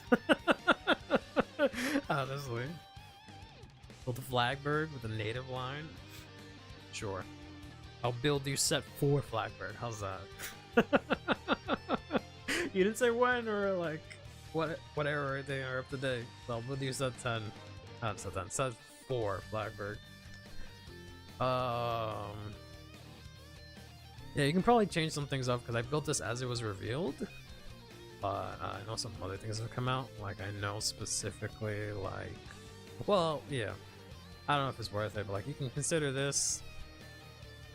I don't think there's anything else really. Yeah. I threw this in, which I don't know if I've been saying. I have all these weird 3-ofs in all the Visible decks, or grade 3s, I should say, in the Visible decks that I don't know if everyone else is playing. But I'm playing this to like get extra binds and then bind faster. Better than current Fiber, yeah. Is that 6 for Hickory? What the hell is Hickory? From is that from Recross Epic? Set 6? Oh, I guess it would be set 6, huh? Oh yeah, you're right. Yeah, you're right. Oh, okay. Interesting.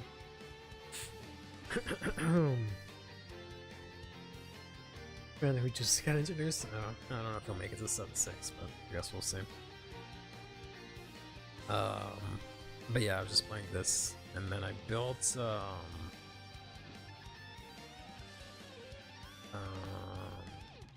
which I'll probably have to redo. But I did build yet Benny, but I was using this. Right. I was trying to make use of this. Bruce both versions, or why not all three while I'm at it? But this was like, again, as soon as it was announced, I just didn't really test it as much. Yeah. Built Arkwright also, but I didn't really test like a lot. I just kind of built them and then took a look at them real quick. Built Silhouette. Silhouette I feel is like has some good potential, but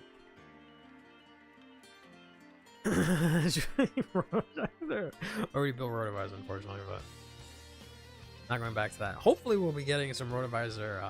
We don't have a triple rare for Brankgate yet, right? So we'll hopefully get a Rotovisor triple rare and a double rare. But I don't know, I guess Flame G Girls didn't. They only got a double rare, but yeah, because I don't think we have a Brankgate triple rare, right? We only have we have the Dragon Empire ones, right? Because it's the two Alika cards, and then it's the Varga card. For Dark States, we have the Bruce card. We have the for set 5 for set 4, obviously. We have the what's his name, Vladimir card, and the Barrow. Was I already said Barrow? No, Bruce and Barrow, yeah. For set 3, we already had Avantgarda. Avantgarda was a double rare. It was the girl. For Keter. They haven't revealed anything for Keter, so we know Alden's gonna get himself as triple rare, and then a triple rare support card, right? Guys, disappointment. I hope it's not Orphis.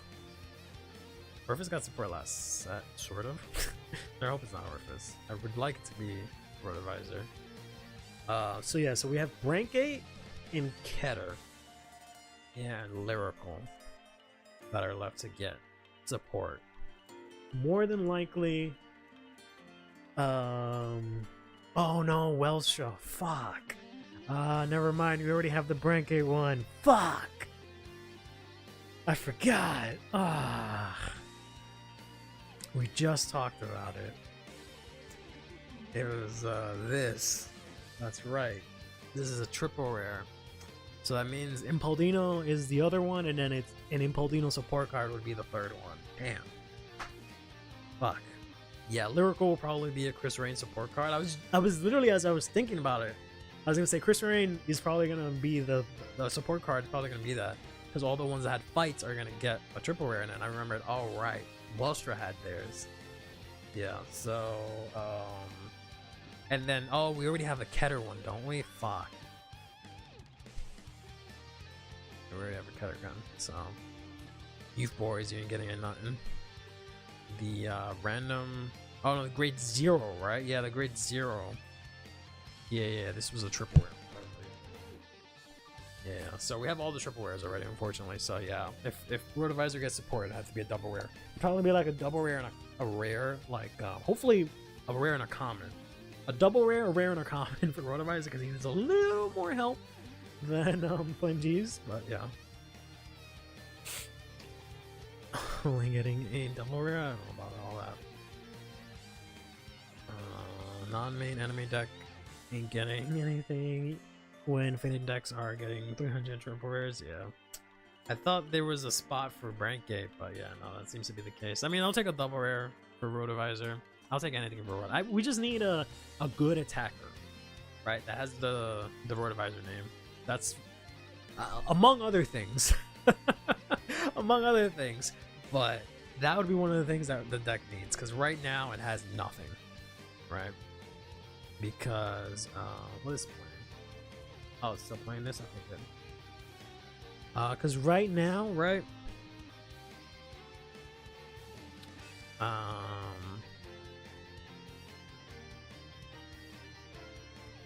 is it?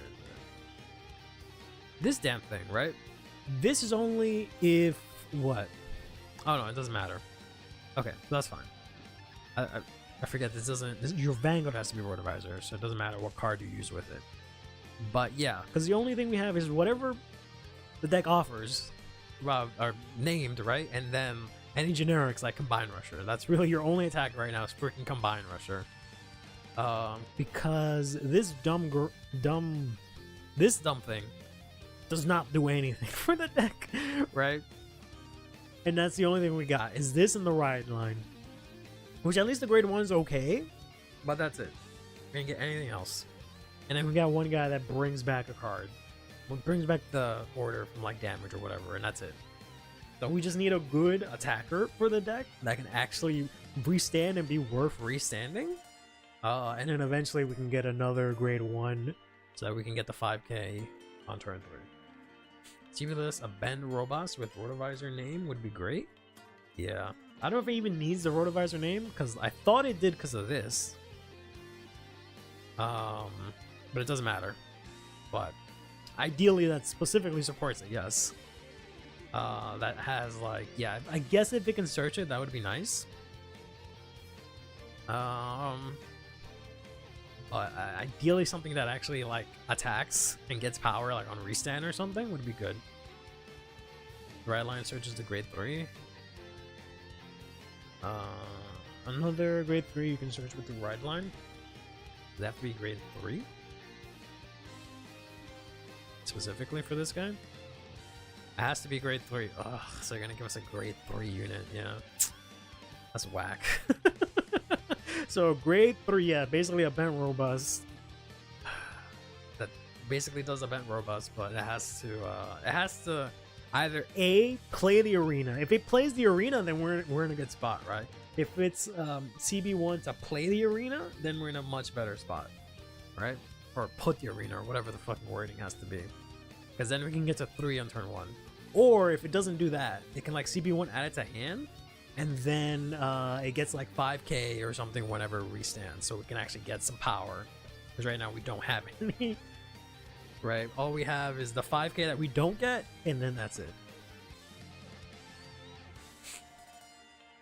It would be crazy, but I doubt they'll do it. Yeah, I doubt they'll do it right now. They'll do that later on.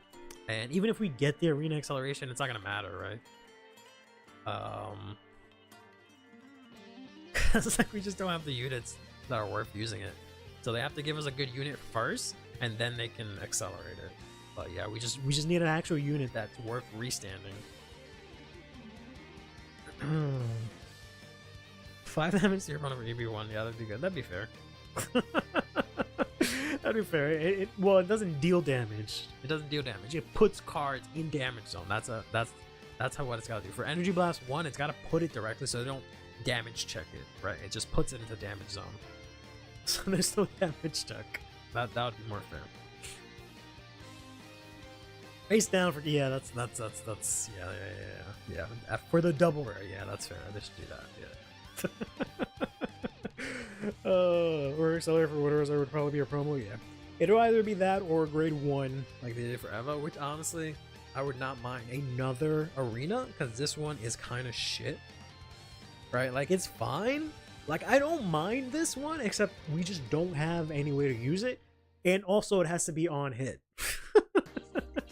What makes it trash that it's on hit. Right? If it wasn't on hit, but, like, I get it. But, whew. Like, we need a reason for this to be decent. Or we need something that says, like, if this was chosen by... Does this choose? Yeah. So if you chose this unit by the ability of your arena twice, count the attack, like, whether or not it hit or something like that, right? So that way I can get the energy charge no matter what. Because, like, we don't even have a reason to countercharge or energy charge, right? Aside from, like, oh, wait, we do, because Rotovisor's counterblast 2 and that's it. So, like, you gotta run Combine Rusher. What else are you gonna run?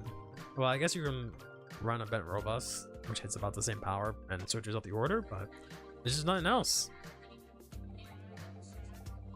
Does it exist? I mean, there is some list, yeah. Yeah, I forgot it's Counterblast 2 for this. Yeah.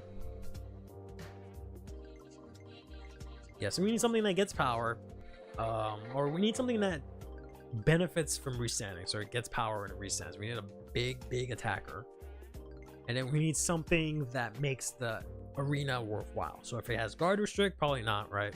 There's no grappler, but something like a guard restrict, or like, I don't know, some way that it makes the attack actually hit so we can get the effect to go off. And then we need some sort of way to actually abuse energy and counter blast more than just this fucker being counter blast too. Oh, by now it has been no face up damage. No face up damage to do what?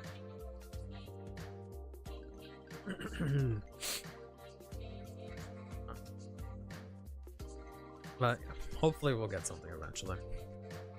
I'm pretty sure, considering they supported Flame G-Girls, I see no reason for them to not support Rotovisor because they've only had one Rotovisor need in Theme CC. I would rather actual counter charge, right? I would rather get to the point where, like, 3 sets down the line, we just do not play any of these. We play an actual arena that does something beneficial, and we have our own our own way to counter charge. Because even with this, we have to counter charge, right? Because this is only on hit.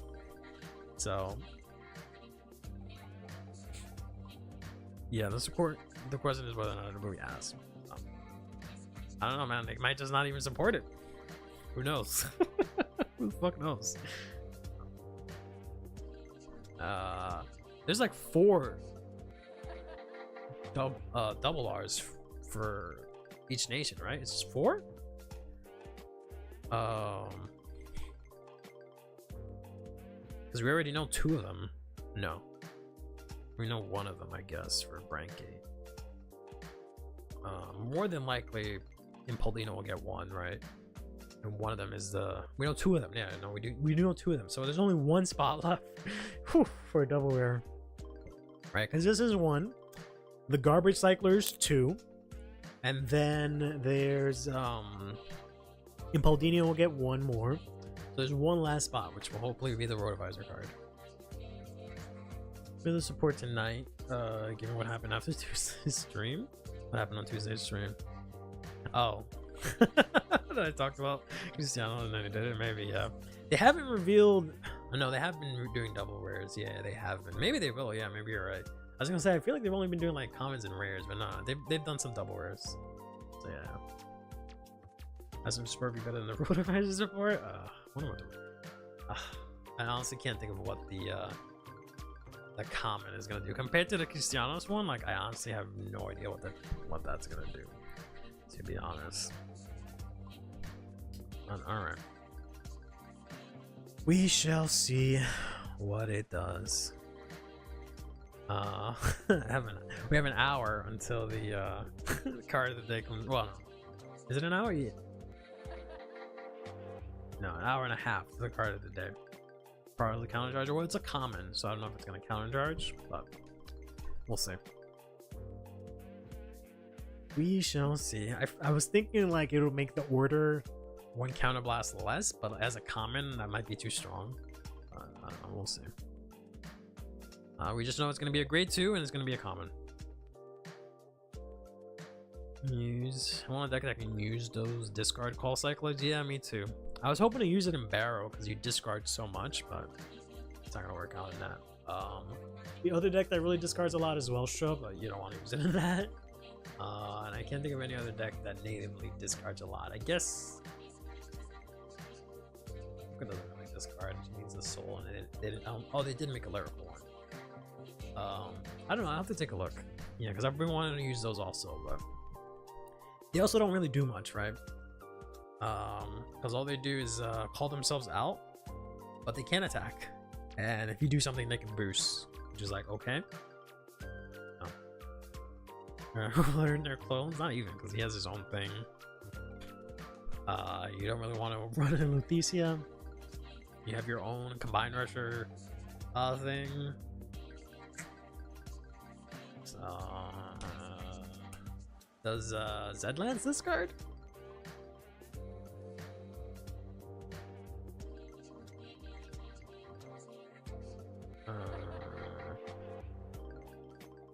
No, he doesn't even discard. So yeah, I don't know. I'll have to take a look. I'll take a look at all the decks. But I don't think there's anything that exclusively benefits from it right now, unfortunately. I guess maybe Saga Tia? Probably not. Probably not. Considering they came out the same set, right? Alright, that'll do it for, I think that'll do it for tonight, fellas and non-fellas. We're gonna go get some dinner, I guess. Muster up some dinner and do that. We'll be back Tuesday. We'll talk about the anime episode and Alden on Tuesday. Again, if you guys want to join the Discord so we can fight tomorrow for the locals, right after the episode airs, and we can talk about it then also. But other than that, it'll probably be taco time, yeah. More than likely. So, hope you guys had a good morning, evening, afternoon, night, what have you. And I hope you guys take care of yourselves and each other. Play Vanguard. And have yourselves a damn good one. Hopefully, well, I don't know. I've spoken too much about it, so now I'll jinx it if I say I hope the thing we talked about gets revealed as card of the day today. But we'll see.